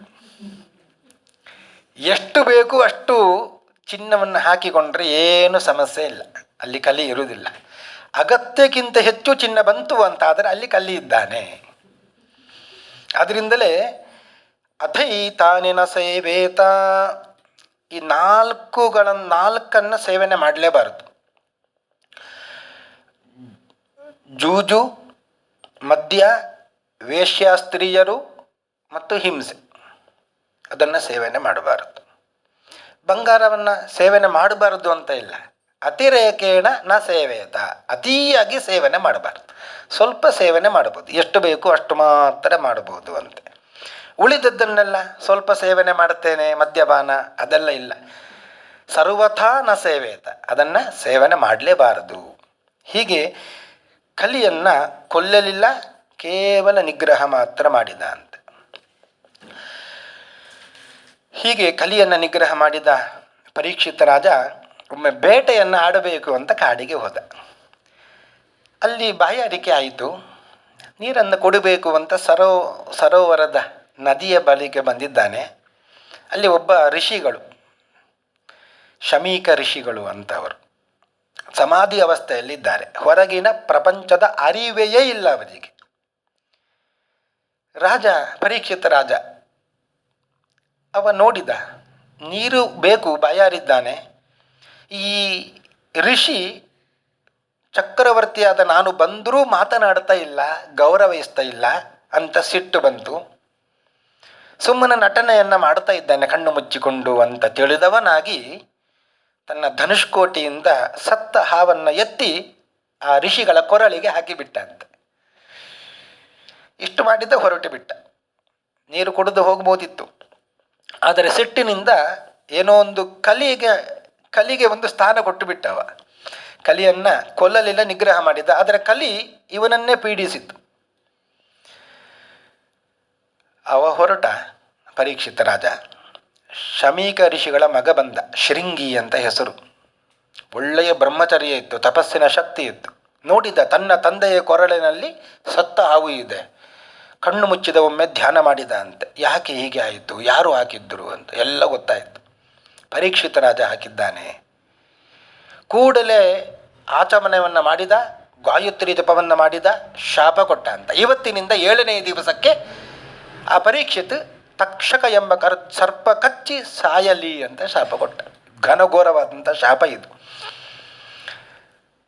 ಸ್ವಲ್ಪ ಹೊತ್ತಿನ ಮೇಲೆ ಋಷಿಗಳು ಎಚ್ಚರವಾದರು ಅಂತ. ಶಮೀಕ ಋಷಿಗಳು ಎಚ್ಚರವಾದರು. ಎದುರುಗಡೆ ನೋಡುತ್ತಾರೆ, ಶೃಂಗಿ ಅಳುತ್ತಾ ಕೂತಿದ್ದಾನೆ ಅಂತ. ಯಾಕೆ, ಏನಾಯಿತು? ಇಲ್ಲ, ನಿಮ್ಮ ಕೊರಳಲ್ಲಿ ಸತ್ತ ಹಾವನ್ನು ಪರೀಕ್ಷಿತ ಹಾಕಿದ್ದಾನೆ. ಹೌದಾ, ಸರಿ ಅಂತ ಹೇಳಿದ್ರು. ಸತ್ತ ಹಾವನ್ನು ತೆಗೆದ್ರು, ಆ ಕಡೆ ಹಾಕಿದ್ರು. ಮತ್ತೆ ಯಾಕೆ ಹೇಳ್ತಾ ಇದ್ಲಿ? ಇಲ್ಲ, ಶಾಪ ಕೊಟ್ಟಿದ್ದೇನೆ. ಯಾರಿಗೆ? ಪರೀಕ್ಷಿತ ರಾಜನಿಗೆ. ಆಗ ಋಷಿಗಳು ಹೌವಾರಿದ್ರು ಅಂತೆ. ಎಂತಹ ಕೆಲಸ ಮಾಡಿಬಿಟ್ಟೆ, ಕೇವಲ ಒಂದು ಸಣ್ಣ ತಪ್ಪಿಗೆ ಅಷ್ಟು ದೊಡ್ಡ ಶಾಪವ ಅಂತ ಕೇಳಿದ್ರು ಅಂತೆ. ಸತ್ತ ಹಾವನ್ನು ಹಾಕಿದ್ದಾನೆ ಅಷ್ಟೇ, ಈ ಸತ್ತ ಹಾವು ನನಗೆ ಏನು ಮಾಡುತ್ತದೆ, ಆದರೆ ಇಂತಹ ಘನಘೋರವಾದ ಶಾಪವನ್ನು ಕೊಡಬಾರದಿತ್ತು ನೀನು ಅಂತ ಆ ಶಮೀಕ ಋಷಿಗಳು ಮಗನಿಗೆ ಉಪದೇಶ ಮಾಡಿದ್ದರು. ಪರೀಕ್ಷಿತ ರಾಜನಿಗೆ ಗೊತ್ತಾಗಬೇಕು ಅಂತ ಹೇಳಿ ಒಬ್ಬ ಶಿಷ್ಯನನ್ನು ಕಳಿಸಿದ್ರು ಅಂತೆ. ಅವನಿಗೆ ಗೊತ್ತಾಗಲಿ, ಏನಾದರೂ ಒಂದು ಮರಣ ಹತ್ತಿರ ಬಂದಾಗ ಏನಾದರೂ ಒಳ್ಳೆಯ ಕಾರ್ಯ ಮಾಡಿ ಪುಣ್ಯ ಸಂಪಾದನೆ ಮಾಡಿ ಮೋಕ್ಷವನ್ನು ಹೊಂದಲಿ ಅಂತ ಕರುಣೆಯಿಂದ ಒಬ್ಬ ಶಿಷ್ಯನನ್ನು ಕಳಿಸಿದ್ರು. ಈ ಪರೀಕ್ಷಿತ ರಾಜ ಅರಮನೆಗೆ ಹೋಗುವ ಮುಂಚಿತವಾಗಿಯೇ ತನ್ನ ತಪ್ಪಿನ ಅರಿವು ಅವನಿಗೆ ಆಗಿತ್ತು. ನನಗೆ ಏನಾದರೂ ಶಿಕ್ಷೆ ಆಗಲೇಬೇಕು, ಕೆಲವೊಂದು ಸಿಟ್ಟಿನ ಭರದಿಂದ ಬೇಡವಾದ ಕಾರ್ಯ ಮಾಡೇ ಬಿಡ್ತೇವೆ. ಒಬ್ಬರಿಗೆ ಬೈಯುವುದು, ಹೊಡೆಯುವುದು, ಏನೋ ಒಂದು ಮಾಡಿಬಿಡ್ತೇವೆ. ಸಿಟ್ಟು ಇಳಿತು ಅಂದಮೇಲೆ ಸ್ವಲ್ಪ ಪಶ್ಚಾತ್ತಾಪ ಆಗ್ತದೆ, ಮಾಡಬಾರದಿತ್ತು ಅಂತ. ಹಾಗೆಯೇ ಆಯಿತು. ನಾನು ಮಾಡಿದ ಘನಘೋರ ತಪ್ಪಿಗೆ ಭಗವಂತ ಸರಿಯಾದ ಶಿಕ್ಷೆ ಕೊಡಲಿ ಅಂತ ಹೇಳಿ ಪ್ರಾರ್ಥನೆ ಮಾಡಿಕೊಂಡೆ ಒಳಗೆ ಬರ್ತಾ ಇದ್ದ. ಅಷ್ಟರಲ್ಲಿಯೇ ಋಷಿಗಳ ಶಿಷ್ಯ ಬಂದು ಹೇಳಿದ, ಋಷಿಪುತ್ರ ಶೃಂಗಿ ನಿಮಗೆ ಶಾಪ ಕೊಟ್ಟಿದ್ದಾನೆ, ಇವತ್ತಿನಿಂದ 7ನೇ ದಿವಸಕ್ಕೆ ತಕ್ಷಕ ಸರ್ಪ ಕಚ್ಚಿ ನಿಮಗೆ ಮರಣ ಅಂತೆ ಅಂತ. ಬಹಳ ಸಂತೋಷಪಟ್ಟ ಪರೀಕ್ಷಿತ ರಾಜ.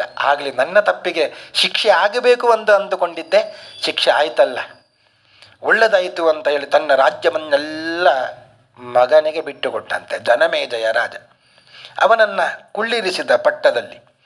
ತಾನು ಹೊರಟ ಅಂತೆ. ಗಂಗಾ ನದಿಯ ಬಳಿಗೆ ಬಂದ. ಎಲ್ಲರೂ ಕೂಡ ಅವನ ಋಷಿ ಮುನಿಗಳೆಲ್ಲರೂ ಬಂದರು ಅಂತೆ ಅವನ ಒಟ್ಟಿಗೆ. ಅವರಲ್ಲೆಲ್ಲ ಒಂದು ಪ್ರಾರ್ಥನೆ ಮಾಡಿಕೊಂಡ.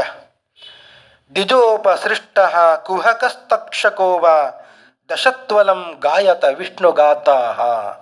ನೀವೆಲ್ಲ ಬಂದಿದ್ದೀರಿ ಅಲ್ಲ, ನೀವೆಲ್ಲರೂ ಕೂಡ ವಿಷ್ಣುವಿನ ಕಥೆಯನ್ನು ಹೇಳಿ ವೇದಾಂತ ಪಾರಾಯಣವನ್ನು ಮಾಡಿ, ಆ ತಕ್ಷಕ ಬಂದು ಸರ್ಪ ಬಂದು ಕಚ್ಚಲಿ ನನ್ನನ್ನು.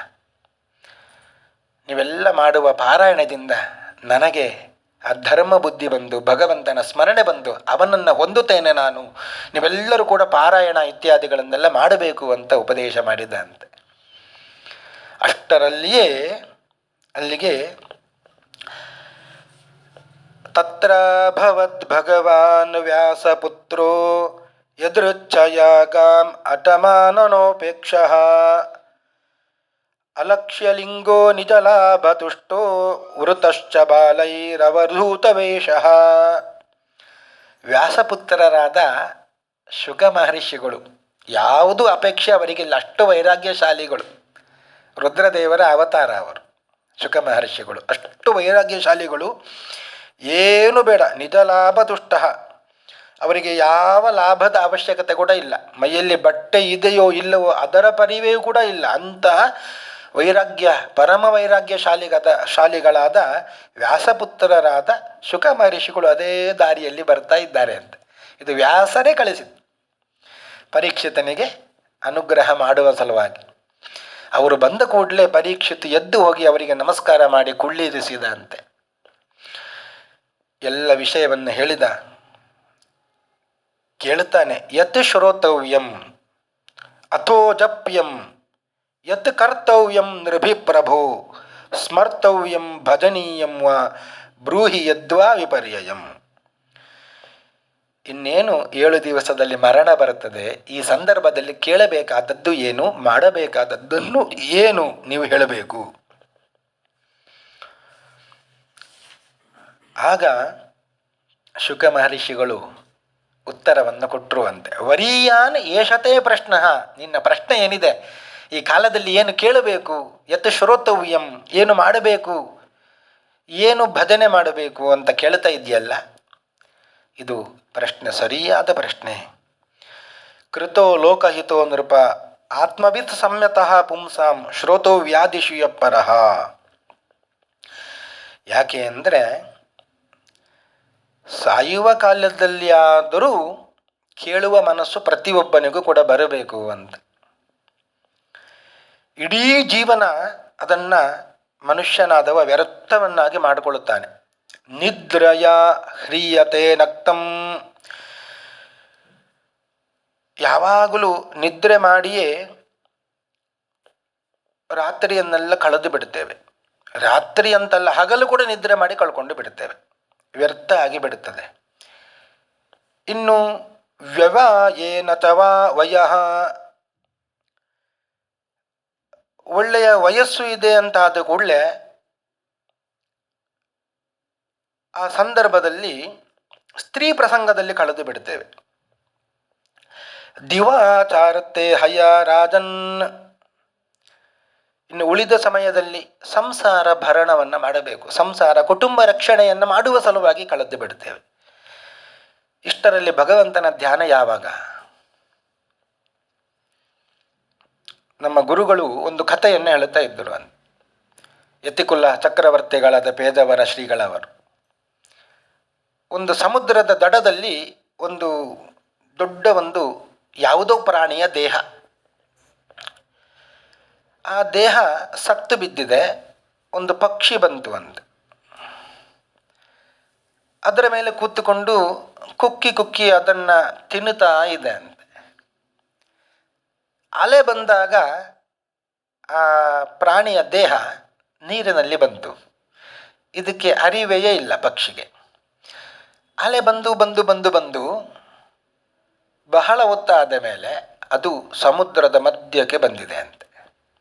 ಇನ್ನು ಸಾಕು ಅಂತ ಆಯಿತು ಹಕ್ಕಿಗೆ, ತಿಂದಿದ್ದು ಸಾಕು ಅಂತ. ಸಾಕು ಅಂತ ಆದಮೇಲೆ ಇನ್ನು ವಾಪಸ್ ಬರಬೇಕು.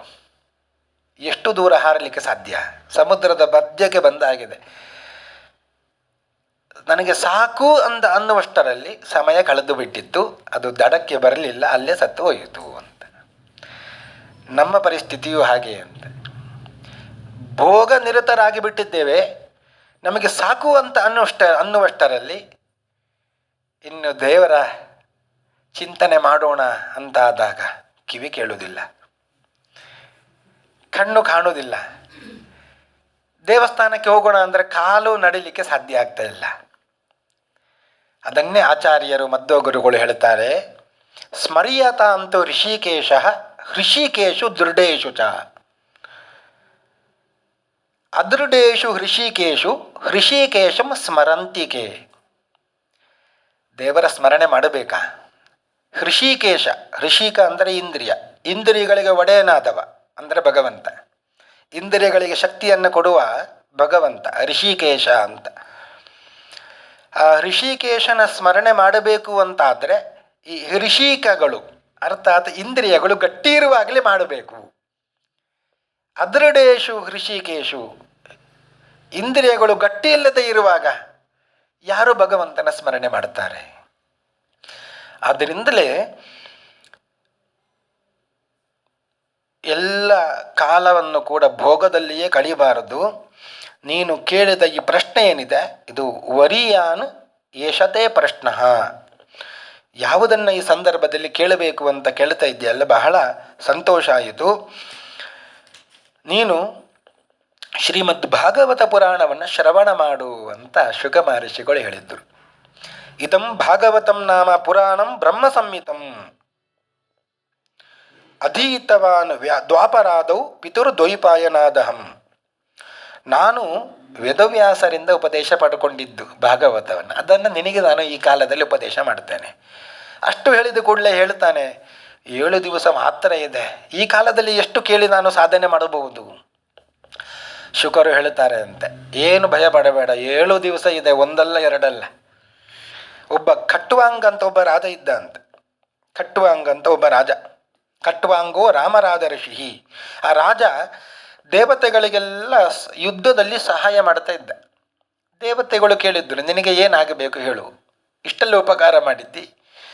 ಆಗ ಅವ ಹೇಳಿದ, ನನಗೆ ಎಷ್ಟು ಆಯುಷ್ಯ ಇದೆ ಹೇಳಬೇಕು ನೀವು ಅಂತ.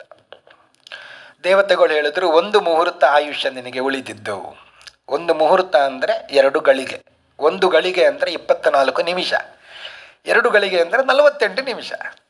48 ನಿಮಿಷ ನಿನಗೆ 1 ಮುಹೂರ್ತ ಆಯುಷ್ಯ ಇದೆ. ಅಷ್ಟರಲ್ಲಿಯೇ ಅವ ಸಾಧನೆ ಮಾಡಿದ, ಮುಕ್ತಿಯನ್ನು ಹೊಂದಿದ ಅಂತ ಈ ಕಥೆಯನ್ನು ಹೇಳಿದರು ಅವರು.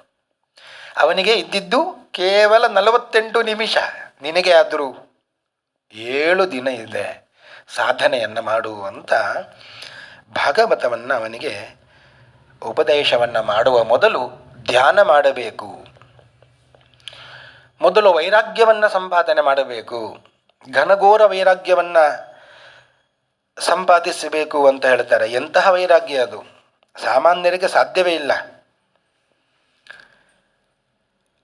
ಸತ್ಯಾಂ ಕ್ಷಿತೌ ಕಿಂ ಕಶಿಪೋ ಪ್ರಯಾಸೈ ಬಾಹೌ ಸ್ವಸಿದ್ಧೇಯುಪಬರ್ಹಣೈ ಕಿಂ ಸತ್ಯಂಜಲೌ ಕಿಂ ಪುರುಧಾನ್ನ ಪಾತ್ರ್ಯ ದಿಗ್ವಲ್ಕಲಾದೌ ಸತಿ ಕಿಂ ದುಕೂಲೈ.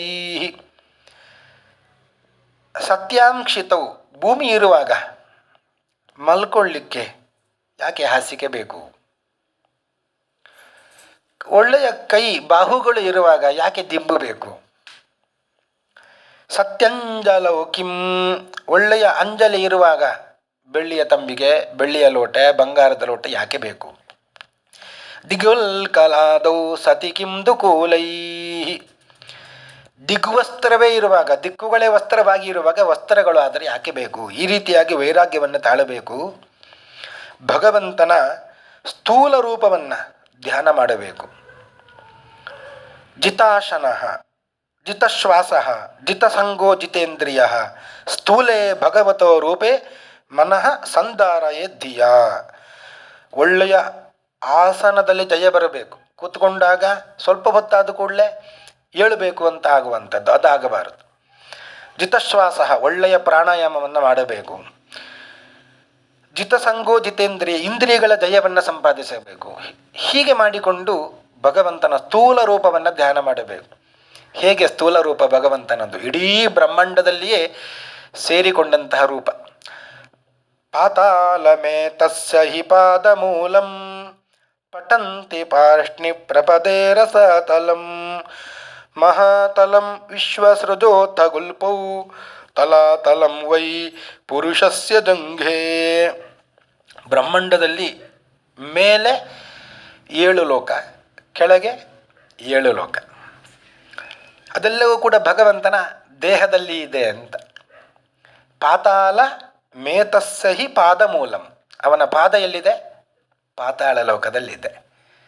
ಅರ್ಥಾತ್ ಅವನ ಮೊಣ ತೊಡೆಯಿಂದ ಹಿಡಿದು ಪಾದದವರೆಗೆ 7 ಲೋಕಗಳು. ಅತಲ, ವಿತಲ, ಸುತಲ, ತಲಾತಲ, ಮಹಾತಲ, ರಸಾತಲ, ಪಾತಾಳ ಅಂತ 7 ಲೋಕಗಳು ಅವನ ತೊಡೆಯಿಂದ ಆರಂಭ ಮಾಡಿ ಪಾದದವರೆಗೆ.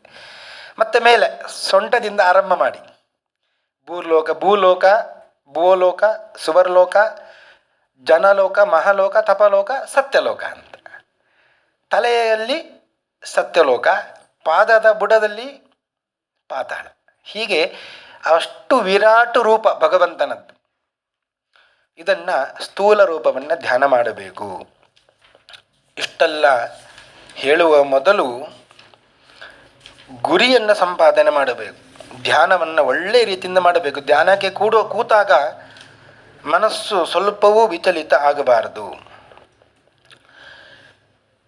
ಹೀಗೆ ಹೇಳುತ್ತಾ ಭಾಗವತವನ್ನು ಪ್ರಾರಂಭ ಮಾಡಿದ್ರು. ಭಾಗವತವನ್ನು ಪ್ರಾರಂಭ ಮಾಡುವಾಗ ಭಗವಂತನ ಮಂಗಳಾಚರಣೆಯನ್ನು ಮಾಡ್ತಾ ಇದ್ದಾರೆ. ನಮಃ ಪರಸ್ಮೈ ಪುರುಷಾಯ ಭೂಯಸೆ ಸದುದ್ಭವಸ್ಥಾನ ನಿರೋಧ ಲೀಲಯ ಗೃಹೀತ ಶಕ್ತಿ ತ್ರಿತಯಾಯ ದೇಹಿನಾಂ ಅಂತರ್ಭವಾಯಾನುಪಲಕ್ಷ್ಮ್ಯ ವರ್ತಮನೆ. ಭಗವಂತನಿಗೆ ನಮಸ್ಕಾರ ಅಂತ. ಅದರಲ್ಲಿಯೂ ಕೂಡ ತಪಸ್ವಿನೋ ದಾನಪರ ಯಶಸ್ವಿನೋ ಮನಸ್ವಿನೋ ಮಂತ್ರವಿದ ಸುಮಂಗಲ ಕ್ಷೇಮಂ ನ ವಿಂದಂತಿ ವಿನಾಯ ದರ್ಪಣಂ ತಸ್ಮೈ ಸುಭದ್ರ ಶ್ರವಸೇ ನಮೋ ನಮಃ. ಎಂತಹ ಭಗವಂತನಿಗೆ ನಮಸ್ಕಾರ. ನಾವು ಏನೆಲ್ಲ ಮಾಡ್ತಾ ಇದ್ದೇವೆ ಅದನ್ನೆಲ್ಲವೂ ಕೂಡ ಕೃಷ್ಣಾರ್ಪಣ ಅಂತ ಅನ್ನಬೇಕು ಅಂತ. ಅನ್ನಲಿಲ್ಲ ಅಂತಾರೆ ಅದರ ಫಲ ಸಿಗುವುದಿಲ್ಲ ಅಂತ. ತಪಸ್ವಿನ ದಾನಪರ ಯಶಸ್ವಿನಃ, ಒಳ್ಳೆಯ ತಪಸ್ಸು ಮಾಡಲಿ, ಒಳ್ಳೆಯ ದಾನವನ್ನು ಮಾಡಲಿ, ಒಳ್ಳೆಯ ಸಾಧನವನ್ನು ಮಾಡಲಿ, ಒಳ್ಳೆಯ ಮಂತ್ರವನ್ನು ಹೇಳಲಿ, ಏನು ಹೇಳಿದ್ರು ಕ್ಷೇಮಂ ನ ವಿಂದಂತಿ ವಿನಾ ಯದರ್ಪಣಂ. ಇದೆಲ್ಲ ಮಾಡಿದ್ದ ಮೇಲೆ ಕೃಷ್ಣಾರ್ಪಣ ಅಂತ ಅನ್ನಲಿಲ್ಲ ಅಂದರೆ ತಸ್ಮೈ ಸಭದ್ರ ಶ್ರವಸೆ ನಮೋ ನಮಃ. ನಿನಗೆ ಕ್ಷೇಮವೇ ಆಗುವುದಿಲ್ಲ. ಏನು ಕೃಷ್ಣಾರ್ಪಣ ಅಂದರೆ? ಕೃಷ್ಣಾರ್ಪಣ ಅಂದರೆ ಸ್ವಾತಂತ್ರ್ಯ ತ್ಯಾಗ. ಇಷ್ಟೆಲ್ಲ ಮಾಡಿದೆ, ಹೇಗೆ ಮಾಡಿದೆ? ಎಲ್ಲವೂ ನಿನ್ನಿಂದ ಮಾಡಿದೆ ಅಂತ. ಭಗವಂತ, ನಿನ್ನಿಂದ ನಾನು ಮಾಡಿದ್ದು, ನಾನು ಮಾಡಿದ್ದಲ್ಲ, ನನ್ನ ಒಳಗೆ ಇದ್ದು ನೀನು ಮಾಡಿಸಿದ್ದು. ಈ ಭಾವನೆ ಅದು ಕೃಷ್ಣಾರ್ಪಣದ ಭಾವನೆ. ಈ ಭಾವನೆ ಇಲ್ಲ ಅಂತಾದರೆ ಸ್ವಾತಂತ್ರ್ಯ ತ್ಯಾಗ, ನಾನು ಸ್ವತಂತ್ರನಲ್ಲ, ಅದು ಭಗವಂತ ಸ್ವತಂತ್ರ. ಈ ಭಾವನೆ ಇಲ್ಲದೆ ಇದ್ದರೆ ಕ್ಷೇಮಂ ನ ವಿಂದಂತಿ, ಅವನಿಗೆ ಯಶಸ್ಸು ಪ್ರಾಪ್ತಿ ಆಗುವುದಿಲ್ಲ. ಅಂತಹ ಭಗವಂತ ನಿನಗೆ ನಮಸ್ಕಾರ ಅಂತ ಹೇಳಿ ಭಾಗವತವನ್ನು ಪ್ರಾರಂಭ ಮಾಡಿದ್ರು, ಉಪದೇಶವನ್ನು ಪ್ರಾರಂಭ ಮಾಡಿದ್ರು. ಭಾಗವತದ ಪರಂಪರೆ ಎರಡು ರೀತಿಯಾಗಿ ಬಂದಿದೆ. ಒಂದು ಪಾತಾಳದಿಂದ ಮೇಲೆ ಬಂದಿದ್ದು. ನಾರಾಯಣ ದೇವರು ಶೇಷದೇವರಿಗೆ ಉಪದೇಶ ಮಾಡಿದ್ದು, ಶೇಷದೇವರು ಸಾಂಖ್ಯಾಯನರಿಗೆ ಉಪದೇಶ ಮಾಡಿದ್ದು, ಸಾಂಖ್ಯಾಯನರು ಪಾರಾಶರರಿಗೆ ಉಪದೇಶ ಮಾಡಿದ್ದು, ಪಾರಾಶರರು ಮೈತ್ರೇಯರಿಗೆ ಉಪದೇಶ ಮಾಡಿದ್ದು, ಮೈತ್ರೇಯರು ವಿದುರನಿಗೆ ಉಪದೇಶ ಮಾಡಿದ್ದು ಅಂತ. ಇದು ಒಂದು ಪರಂಪರೆ. ಇನ್ನೊಂದು ಮೇಲಿನ ಲೋಕದಿಂದ ಬಂತು. ನಾರಾಯಣ ಬ್ರಹ್ಮದೇವರಿಗೆ ಉಪದೇಶ ಮಾಡಿದ್ದು 4 ಶ್ಲೋಕ, ಬ್ರಹ್ಮದೇವರು ನಾರದರಿಗೆ ಉಪದೇಶ ಮಾಡಿದ್ದು, ನಾರದರು ವೇದವ್ಯಾಸರಿಗೆ ಹೇಳಿದ್ದು, ವೇದವ್ಯಾಸರು ವಿಸ್ತಾರವಾಗಿ ಮಾಡಿ ಅದನ್ನು ಶುಕ ಮಹರ್ಷಿಗಳಿಗೆ ಉಪದೇಶ ಮಾಡಿದ್ದು. ಶುಕರು ಪರೀಕ್ಷಿತನಿಗೆ ಹೇಳಿದ್ದು, ಪರೀಕ್ಷಿತನಿಗೆ ಹೇಳುವಾಗಲೇ ಅಲ್ಲಿ ಸೂತ ಪುರಾಣಿಕರು ಕೂಡ ಕೂತ್ಕೊಂಡಿದ್ದರು. ಆ ಸೂತ ಪುರಾಣಿಕರು ಶೌನಕಾದಿ ಮಹರ್ಷಿಗಳಿಗೆ ಹೇಳ್ತಾ ಇದ್ದಾರೆ. ಹೀಗೆ ಎರಡು ರೀತಿಯಾಗಿ ಬಂದಿದೆ. ಅದರಲ್ಲಿ ಶುಕ ಮಹರ್ಷಿಗಳು ಹೇಳ್ತಾರೆ, ಮೈತ್ರೇಯರು ವಿದುರನಿಗೆ ಹೇಳಿದ ಭಾಗವತವನ್ನು ಹೇಳ್ತೇನೆ ಅಂತ. ಏನು ಪ್ರಸಂಗ? ವಿದುರನನ್ನು ಹೊರಗೆ ಹಾಕಿದಂತೆ ದುರ್ಯೋಧನ. ಇವ ಏನು ಮಾಡಿದ್ರು ನಮ್ಮನ್ನು ತಪ್ಪು ತಪ್ಪು ಅಂತ ಹೇಳ್ತಾ ಇರ್ತಾನೆ ವಿದುರ. ಇವ ಇಲ್ಲೂ ಇರೋದು ಬೇಡ ಅಂತ ಹೊರಗೆ ಅಟ್ಟಿದಂತೆ. ಸಂತೋಷದಿಂದ ವಿದುರ ತೀರ್ಥಯಾತ್ರೆಯನ್ನು ಮಾಡ್ತೇನೆ ಅಂತ ಹೋದ. ಉದ್ಧವ ಸಿಕ್ಕಿದ ಅಂತ. ಉದ್ಧವ ಸಿಕ್ಕಿದಾಗ ಬಹಳ ಸಂತೋಷ ಆಯಿತು. ಸಣ್ಣವನಿರುವಾಗಿ ಗೆಳೆಯರು ಅವರಿಬ್ಬರು ಕೂಡ, ಉದ್ಧವ ಮತ್ತು ವಿದುರ. ಕೃಷ್ಣನ ಸಮೀಪದಲ್ಲಿ ಯಾವಾಗಲೂ ಇರುವವ ನೀನು ಉದ್ಧವ, ಕೃಷ್ಣನ ಬಾಲಲೀಲೆಗಳನ್ನೆಲ್ಲ ಹೇಳು ಅಂತ ಕೇಳಿ ಬಹಳ ಸಂತೋಷಗೊಂಡ ಅಂತ. ಇನ್ನೂ ವಿಶೇಷವಾದ ಉಪದೇಶ ಮಾಡುವಂಥ ವಿದುರ ಕೇಳಿದಾಗ ಉದ್ಧವ ಹೇಳ್ತಾನೆ, ನಾನು ಉಪದೇಶ ಮಾಡುವುದಿಲ್ಲ, ಮುಂದೆ ಸ್ವಲ್ಪ ದೂರ ಹೋಗು, ಅಲ್ಲಿ ಮೈತ್ರೇಯರು ಇದ್ದಾರೆ, ಮೈತ್ರೇಯರಲ್ಲಿ ಕೇಳು, ಅವರು ಉಪದೇಶ ಮಾಡುತ್ತಾರೆ ಅಂತ ವಿದುರ ಹೋದಾಗ ವಿದುರನಿಗೆ ಮೈತ್ರೇಯರು ಭಾಗವತವನ್ನು ಉಪದೇಶ ಮಾಡಿದರು. ವಿದುರ ಕೇಳಿದಂತೆ, ಭಗವಂತ ಸೃಷ್ಟಿ ವೈಚಿತ್ರವನ್ನು ಹೇಳಬೇಕು, ಸೃಷ್ಟಿ ಪ್ರಕ್ರಿಯೆಯನ್ನು ಹೇಳಬೇಕು ಅಂತ. ಆಗ ಸೃಷ್ಟಿಯ ಕ್ರಮವನ್ನು ಹೇಳುತ್ತಾ ಇದ್ದಾರೆ. ಪ್ರಳಯ ಕಾಲದಲ್ಲಿ ಭಗವಂತ ಯೋಗ ನಿದ್ರೆಯಲ್ಲಿ ಇದ್ದಾನೆ. ಯಾವುದು ಏನೂ ಇಲ್ಲ. ಲಕ್ಷ್ಮಿಯ 3 ರೂಪಗಳು, ಶ್ರೀದೇವಿ, ಭೂದೇವಿ, ದುರ್ಗಾದೇವಿ. ಶ್ರೀದೇವಿ ನೀರಾಗಿದ್ದಾಳೆ, ಭೂದೇವಿ ಆಲದ ಎಲೆ ಆಗಿದ್ದಾಳೆ, ದುರ್ಗಾದೇವಿ ಕತ್ತಲೆಯ ರೂಪದಲ್ಲಿ ಇದ್ದಾಳೆ. ದುರ್ಗಾದೇವಿಗೆ ಮನಸ್ಸಾಯಿತಂತೆ ಭಗವಂತನನ್ನು ಎಬ್ಬಿಸಬೇಕು ಅಂತ. ಇನ್ನು ಸೃಷ್ಟಿಯೆಲ್ಲ ಪ್ರಾರಂಭ ಆಗಬೇಕು, ಎಬ್ಬಿಸೋಣ ಅಂತ ವೇದ ಮಂತ್ರವನ್ನು ಪಠಣೆ ಮಾಡಿದ್ಲಂತೆ, ಭಗವಂತನನ್ನು ಎಬ್ಬಿಸೋಣ ಅಂತ. ಭಗವಂತ ಎದ್ದು ಕೂತ. ಯೋಗ ನಿದ್ರೆ ಅಂದರೆ ಭಗವಂತನ ನಿದ್ರೆ ಅಂದರೆ ನಟನೆ, ನಮ್ಮಂತೆ ನಿದ್ರೆ ಅಲ್ಲ. ಯೋಗ ನಿದ್ರೆ ಅಂದರೆ ಕಣ್ಣು ಮುಚ್ಚಿ ಇರ್ತಾನೆ ಅಷ್ಟೆ, ಹೊರಗಿನ ಎಲ್ಲ ಜ್ಞಾನ ಅವನಿಗೆ ಇರ್ತದೆ ಅಂತ. ಅದಕ್ಕೆ ಯೋಗ ನಿದ್ರೆ ಅಂತ ಹೇಳ್ತಾರೆ. ಸೃಷ್ಟಿಯನ್ನು ಆರಂಭ ಮಾಡಬೇಕು ಅಂತ ದುರ್ಗಾದೇವಿ ಪ್ರಾರ್ಥನೆ ಮಾಡಿಕೊಂಡಾಗ ಭಗವಂತ ಸೃಷ್ಟಿಗೆ ಬೇಕಾದಂಥ ಮೂಲ ದ್ರವ್ಯಗಳನ್ನು ಸೃಷ್ಟಿ ಮಾಡಿದ ಅಂತ. 24 ತತ್ವಗಳು, ಅಹಂಕಾರ ತತ್ವ, ಅವ್ಯಕ್ತ ತತ್ವ, ಮಹತ್ತತ್ವ, ಬುದ್ಧಿ ತತ್ವ ಅಂತ 4 ತತ್ವಗಳು. ಇನ್ನೂ 20, ಒಟ್ಟು 24. ಪಂಚ ಜ್ಞಾನೇಂದ್ರಿಯ, ಪಂಚ ಕರ್ಮೇಂದ್ರಿಯ, ಪಂಚ ತನ್ಮಾತ್ರೆಗಳು, ಪಂಚಭೂತಗಳು, ಮತ್ತು ಈ 4 ಒಟ್ಟಿಗೆ 20. ಶ್ರೋತ್ರ, ತ್ವಕ್ಕು ಚಕ್ಷುರ್ಜೀವ ಗ್ರಾಣ ವಾಕ್ ಪಾಣಿ ಪಾದ ಪಾಯು ಉಪಸ್ಥ ಶಬ್ದ ಸ್ಪರ್ಶ ರೂಪ ರಸಗಂಧ ಪೃಥ್ವಿ ಅಪ್ಪು ತೇಜೋವಾಯು ಆಕಾಶ ಅಂತ 4, ಒಟ್ಟು 24. ಇದು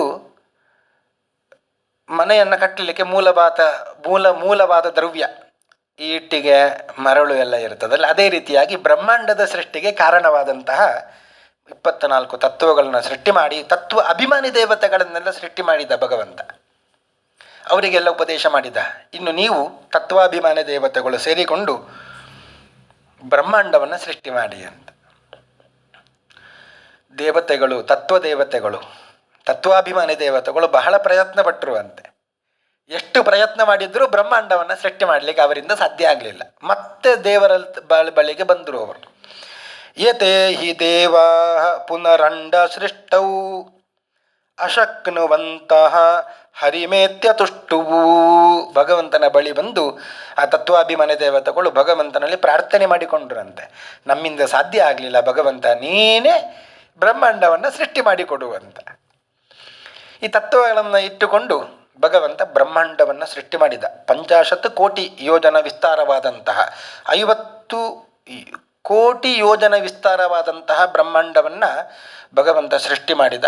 ಅದರಲ್ಲಿ ಬ್ರಹ್ಮಾಂಡದ ಒಳಗೆ ನೀರನ್ನು ಸೃಷ್ಟಿ ಮಾಡಿದ. ನೀರಿನಲ್ಲಿ ಮಲಕೊಂಡ ಅಂತ. ಅವಾಗ ಹೆಸರು ಬಂತು ಅವನಿಗೆ, ನಾರಾಯಣ ಅಂತ ಹೆಸರು ಬಂತು. ಆಪೋ ನಾರಾ ಇತಿ ಪುರೋಕ್ತಾಹ.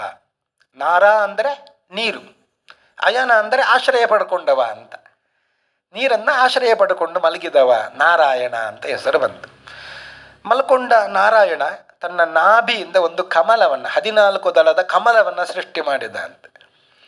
ಕಮಲದಲ್ಲಿ ಬ್ರಹ್ಮದೇವರನ್ನು ಸೃಷ್ಟಿ ಮಾಡಿದ. ಕತ್ತಲೆ ಅಂದರೆ ಕತ್ತಲೆ ಅಂತೆ. ಬ್ರಹ್ಮದೇವರು ಎಲ್ಲ ಕಡೆ ನೋಡಿದ್ರು, ಕತ್ತಲೆ ಯಾರೂ ಸಿಗ್ತಾ ಇಲ್ಲ. ನನ್ನನ್ನು ಸೃಷ್ಟಿ ಮಾಡಿದ್ದವ ಯಾರು ಅಂತ ಹುಡುಕಿದ್ರು. ಕಮಲದ ದಳದ ಒಳಗೆ ಹೋದ್ರಂತೆ. ಎಲ್ಲಿ ಹೋದರೂ ಕೂಡ ತನ್ನ ಸೃಷ್ಟಿ ಮಾಡಿದವ ಕಾಣಲಿಲ್ಲ. ತಪ ಅಂತ ಕೇಳಿತು ಅಂತೆ. ತಪ ಅಂದರೆ ತಪಸ್ಸು ಮಾಡುವಂತ. ತಪಸ್ಸು ಮಾಡಿದ್ರು ಅಂತೆ. ಬಹಳ ವರ್ಷಗಳ ತಪಸ್ಸು ನಡೀತು. ಒಮ್ಮೆ ಎಚ್ಚರ ಆಯಿತು, ಮತ್ತೆ ಯಾರು ಸೃಷ್ಟಿ ಮಾಡಿದ್ದು ನನ್ನನ್ನು ಅಂತ ಮತ್ತೆ ಹುಡುಕಲಿಕ್ಕೆ ಶುರು ಮಾಡಿದ್ರು. ಭೂಯಿಷ್ಟಂ ತಪ ಆತಿಷ್ಠ, ಮತ್ತೆ ತಪಸ್ಸು ಮಾಡುವಂತ ಕೇಳಿ ಬಂತು. ಮತ್ತೆ ತಪಸ್ಸು ಮಾಡಿದ್ರು. ಬ್ರಹ್ಮದೇವರ ಕಾಲ ಪರಾಕಾಲ ಅಂತ. ಪರಾರ್ಧ ಮೊದಲ ಅರ್ಧ ಪರಾರ್ಧದಲ್ಲಿ ಅವರು ತಪಸ್ಸನ್ನೇ ಮಾಡಿದ್ರು. ಮತ್ತೆ ಭಗವಂತ ದರ್ಶನ ಕೊಟ್ಟ, ನೀನು ಸೃಷ್ಟಿಯನ್ನು ಪ್ರಾರಂಭ ಮಾಡು ಅಂತ ಹೇಳಿದ ಅಂತ. ಇಷ್ಟು ತಪಸ್ಸು ಆಯ್ತಲ್ಲ, ಇನ್ನು ಸೃಷ್ಟಿಯನ್ನು ಮಾಡಲಿಕ್ಕೆ ಶಕ್ತಿ ಬಂತು ಅಂತ ಅರ್ಥ. ಇನ್ನು ಸೃಷ್ಟಿ ಮಾಡು ಅಂತ ಭಗವಂತ ಉಪದೇಶ ಮಾಡಿದ. ಬ್ರಹ್ಮದೇವರು ಸೃಷ್ಟಿ ಮಾಡಲಿಕ್ಕೆ ಪ್ರಾರಂಭ ಮಾಡಿದ್ದರು. ಸಸರ್ಜಾಗ್ರೇಂದ ತಾಮಿಸ್ರಂ ಅಥ ತಾಮಿಸ್ರಮಾಧಿಕೃತ್ ಮಹಾಮೋಹಂ ಚ ತಮಶ್ಚಾಜ್ಞಾನವೃತ್ತಯ. ತಾಮಿಸ್ರ, ಅಂಧತಾಮಿಸ್ರ, ಮೋಹ, ಮಹಾಮೋಹ, ತಮಸ್ಸು, ಹೀಗೆ 5 ಅಜ್ಞಾನಗಳು ಇವೆಲ್ಲ. ಇದನ್ನು ಸೃಷ್ಟಿ ಮಾಡಿದ್ರು. ಇದನ್ನು ಸೃಷ್ಟಿ ಮಾಡಿದ ಬ್ರಹ್ಮದೇವರಿಗೆ ಸಮಾಧಾನ ಆಗಲಿಲ್ಲ ಅಂತ. ಇಂತಹ ಪಾಪಿಯಾದಂತಹ ಸೃಷ್ಟಿ ಇದು ಯಾಕೆ ಮಾಡಿದ್ದೆ ನಾನು ಅಂತ ಹೇಳಿ ಮನಸ್ಸಿನಿಂದನೇ 4 ಸೃಷ್ಟಿ ಮಾಡಿಬಿಟ್ರು ಅಂತ. ಅವರೇ ಸನಕ, ಸನಂದನ, ಸನಾತನ, ಸನತ್ ಕುಮಾರ ಅಂತ. ಅವರಿಗೆಲ್ಲರಿಗೆ ಒಟ್ಟಿಗೆ ಸೇರಿ ಹೆಸರು ಸನತ್ ಕುಮಾರರು ಅಂತ. ಸೃಷ್ಟಿ ಇನ್ನೂ ಮುಂದುವರಿಬೇಕು. ಅವರಿಗೆ ಉಪದೇಶ ಮಾಡಿದ್ರು ಬ್ರಹ್ಮದೇವರು, ನೀವು ಸೃಷ್ಟಿಯನ್ನು, ಪ್ರಕ್ರಿಯೆಯನ್ನು ಮುಂದುವರಿಸಿ ಅಂತ. ತನ್ನೈಚ್ಛನ್ ಮೋಕ್ಷ ಧರ್ಮಾಣೋ ವಾಸುದೇವ ಪರಾಯಣ. ಆ ಸನತ್ ಕುಮಾರರು ಮನಸ್ಸು ಮಾಡಿಲ್ಲ ಅಂತೆ. ವಾಸುದೇವ ಪರಾಯಣ, ನಮಗೆ ಭಗವಂತನೇ ಬೇಕು ಅಂತ ಹೊರಟು ಹೋಗಿಬಿಟ್ರು. ಈ ಸೃಷ್ಟಿಯೆಲ್ಲ ಬೇಡ ನಮಗೆ ಅಂತ. ಬ್ರಹ್ಮದೇವರು ಸಿಟ್ಟು ಬಂದಂತೆ. ಸಿಟ್ಟನ್ನು ತೋರಿಸಿದ್ರು ಅಷ್ಟೇ, ನಟನೆ. ಸಿಟ್ಟು ಬಂದು ಕೂಡಲೇ ಒಬ್ಬ ಹೊರಗೆ ಬಂದ, ಭ್ರೂ ಮಧ್ಯದಿಂದ 2 ಹುಬ್ಬುಗಳ ನಡುವೆ ಇಂದ ಒಬ್ಬ ಸೃಷ್ಟಿಸಿದ. ಯಾರು ಅಂದರೆ ಅವನೇ ರುದ್ರ. ಹುಟ್ಟಿದ ಕೂಡಲೇ ಅಳ್ಳಿಕ್ಕೆ ಶುರು ಮಾಡಿದ ಅಂತ. ಸದ್ಯೋ ಜಾಯತ ತನ್ಮನ್ಯು ಕುಮಾರೋ ನೀಲಲೋಹಿತ. ಯದರೋದೀಹಿ ಸುರಶ್ರೇಷ್ಠ ಸೋದ್ವೇಗ ಇವ ಬಾಲಕಃ ತತಸ್ತ್ವಾಂ ಅಭಿದಾಸ್ಯಂತಿ ನಾಮ್ನ ರುದ್ರ ಇತಿ ಪ್ರಜಾ. ಹುಟ್ಟಿದ ಕೂಡಲೇ ಅತ್ತೆದ್ದರಿಂದ ಅವನಿಗೆ ಹೆಸರಾಯಿತು ರುದ್ರ ಅಂತ. ಇವತ್ತು ಶಿವರಾತ್ರಿ ಇದೆ. ರುದ್ರದೇವರ ಪ್ರಾದುರ್ಭಾವ ಅರ್ಥಾತ್ ಬ್ರಹ್ಮದೇವರಿಂದ ರುದ್ರದೇವರು ಸೃಷ್ಟಿಯಾದರು. ಈ ಕಥೆ ಇವತ್ತು ನಮಗೆ ಬಂತು. ಶಿವರಾತ್ರಿ ಅಂತ ಹೇಳಿದ್ರೆ ಏನು? ರುದ್ರದೇವರು ಲಿಂಗರೂಪದಿಂದ ಪ್ರಕಟಗೊಂಡಿದ್ದು. ಅಂತಹ ಪರ್ವಕಾಲ ಇವತ್ತು ಶಿವರಾತ್ರಿ ಅಂತ. ಅಂತಹ ರುದ್ರದೇವರ ವಿಶೇಷವಾಗಿ ಆರಾಧನೆಯನ್ನು ಮಾಡಲೇಬೇಕು ಪ್ರತಿಯೊಬ್ಬರು ಕೂಡ. ರುದ್ರದೇವರ ಅನುಗ್ರಹ ಇಲ್ಲದೆ ಹೋದರೆ ಈ ರೀತಿಯಾಗಿ ಪ್ರವಚನಕ್ಕೆ ಕೂಡಲಿಕ್ಕೆ ಮನಸ್ಸು ಬರುವುದೇ ಇಲ್ಲ. ಯಾಕೆ ಅಂದರೆ ಮನಸ್ಸಿನ ಅಭಿಮಾನಿ ರುದ್ರದೇವರು. ತೈಲಧಾರೆಯಂತೆ ಮನಸ್ಸು ಕೊಡೋ ಹರಿಯಲ್ಲಿ ಅಂತ. ಒಳ್ಳೆಯ ಮನಸ್ಸು ಒಳ್ಳೆಯ ಕಾರ್ಯಕ್ಕೆ ಹೋಗಬೇಕು ಅಂತಾದರೆ ರುದ್ರದೇವರ ಅನುಗ್ರಹ ಬೇಕು, ಇಲ್ಲದೇ ಇದ್ದರೆ ಆಗೋದಿಲ್ಲ. ಅಂತಹ ಪರ್ವಕಾಲ ಇವತ್ತು. ಅಂತಹ ಪರ್ವಕಾಲದಲ್ಲಿಯೇ ರುದ್ರದೇವರ ಉತ್ಪತ್ತಿಯ ಕತೆ. ಆ ರುದ್ರದೇವರಿಗೆ ಆದೇಶ ಮಾಡಿದ್ರು ಬ್ರಹ್ಮದೇವರು, ನೀನು ಸೃಷ್ಟಿಯನ್ನು ಪ್ರಾರಂಭ ಮಾಡು ಅಂತ. ನಿನಗೆ 11 ರೂಪಗಳನ್ನು ಕೊಡ್ತೇನೆ. ಆ 11 ರೂಪಗಳಿಗೂ ಕೂಡ 11 ಪತ್ನಿಯರು ನಿನಗೆ ಕೊಡ್ತೇನೆ ಅಂತ. ಏಕಾದಶ ರುದ್ರರು ಅಂತ ಸೃಷ್ಟಿಯನ್ನು ಪ್ರಾರಂಭ ಮಾಡಿದ್ದರು ರುದ್ರದೇವರು. ಎಲ್ಲ ಭೂತಗಳ ಸೃಷ್ಟಿ ಆಯಿತು ಅಂತ.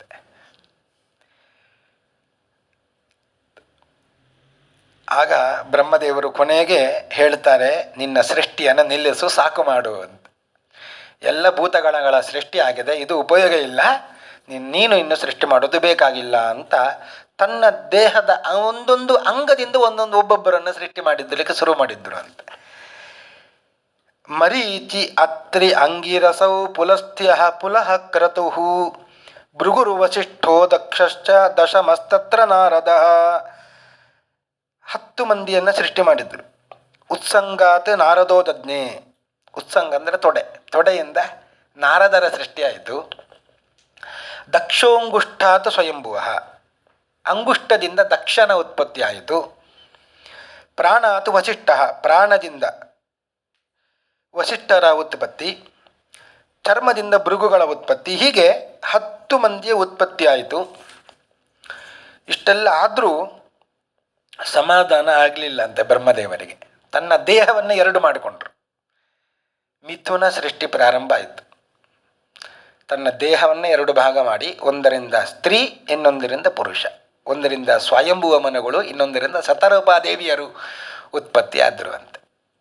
ಮಿಥುನ ಸೃಷ್ಟಿ ಪ್ರಾರಂಭ ಆಯಿತು. ಆ ಶತರೂಪಾದೇವಿಯರಲ್ಲಿ ಸ್ವಯಂಭುವ ಮನುಗಳಿಗೆ ಹುಟ್ಟಿದವರು 5. ಪ್ರಿಯೌರತ ಉತ್ಥಾನ ಪಾದೌ ತಿಸ್ರಃ ಕನ್ಯಾಶ್ಚ ಭಾರತ ಆಕೂತಿರ್ದೇವಹೂತಿಶ್ಚ ಪ್ರಸೂತಿರಿತಿ ಸತ್ತಮ. 2 ಪ್ರಿಯವ್ರತ ಅಂತ, ಇನ್ನೊಬ್ಬ ಉತ್ಥಾನಪಾದ ಅಂತ, 2 ಗಂಡು ಮಕ್ಕಳು, ಇನ್ನು 3 ಹೆಣ್ಣು ಮಕ್ಕಳು. ಆಕೂತಿರ್ ದೇವಹೂತಿಶ್ಚ ಪ್ರಸೂತಿರಿತಿ ಸತ್ತಮ. ಆಕೂತಿ, ದೇವಹೂತಿ, ಪ್ರಸೂತಿ ಅಂತ. ಹೀಗೆ ಮಿಥುನ ಸೃಷ್ಟಿ ಪ್ರಾರಂಭ ಆಯಿತು ಎಂಬಲ್ಲಿಗೆ ಇವತ್ತಿನ ಈ ಉಪನ್ಯಾಸವನ್ನು ಮುಗಿಸ್ತಾ ಇದ್ದೇನೆ. ಶ್ರೀಕೃಷ್ಣಾರ್ಪಣಮಸ್ತು. ಯಸ್ಸರ್ವಗುಣಸಂಪೂರ್ಣ ಸರ್ವದೋಷ ವಿವರ್ಜಿತ ಪ್ರೀಯತಾಂ ಪ್ರೀತಯೇವಾಲಂ ವಿಷ್ಣುರ್ಮೇ ಪರಮಸ್ಸೋರುತು. ಹರಯೇ ನಮಃ.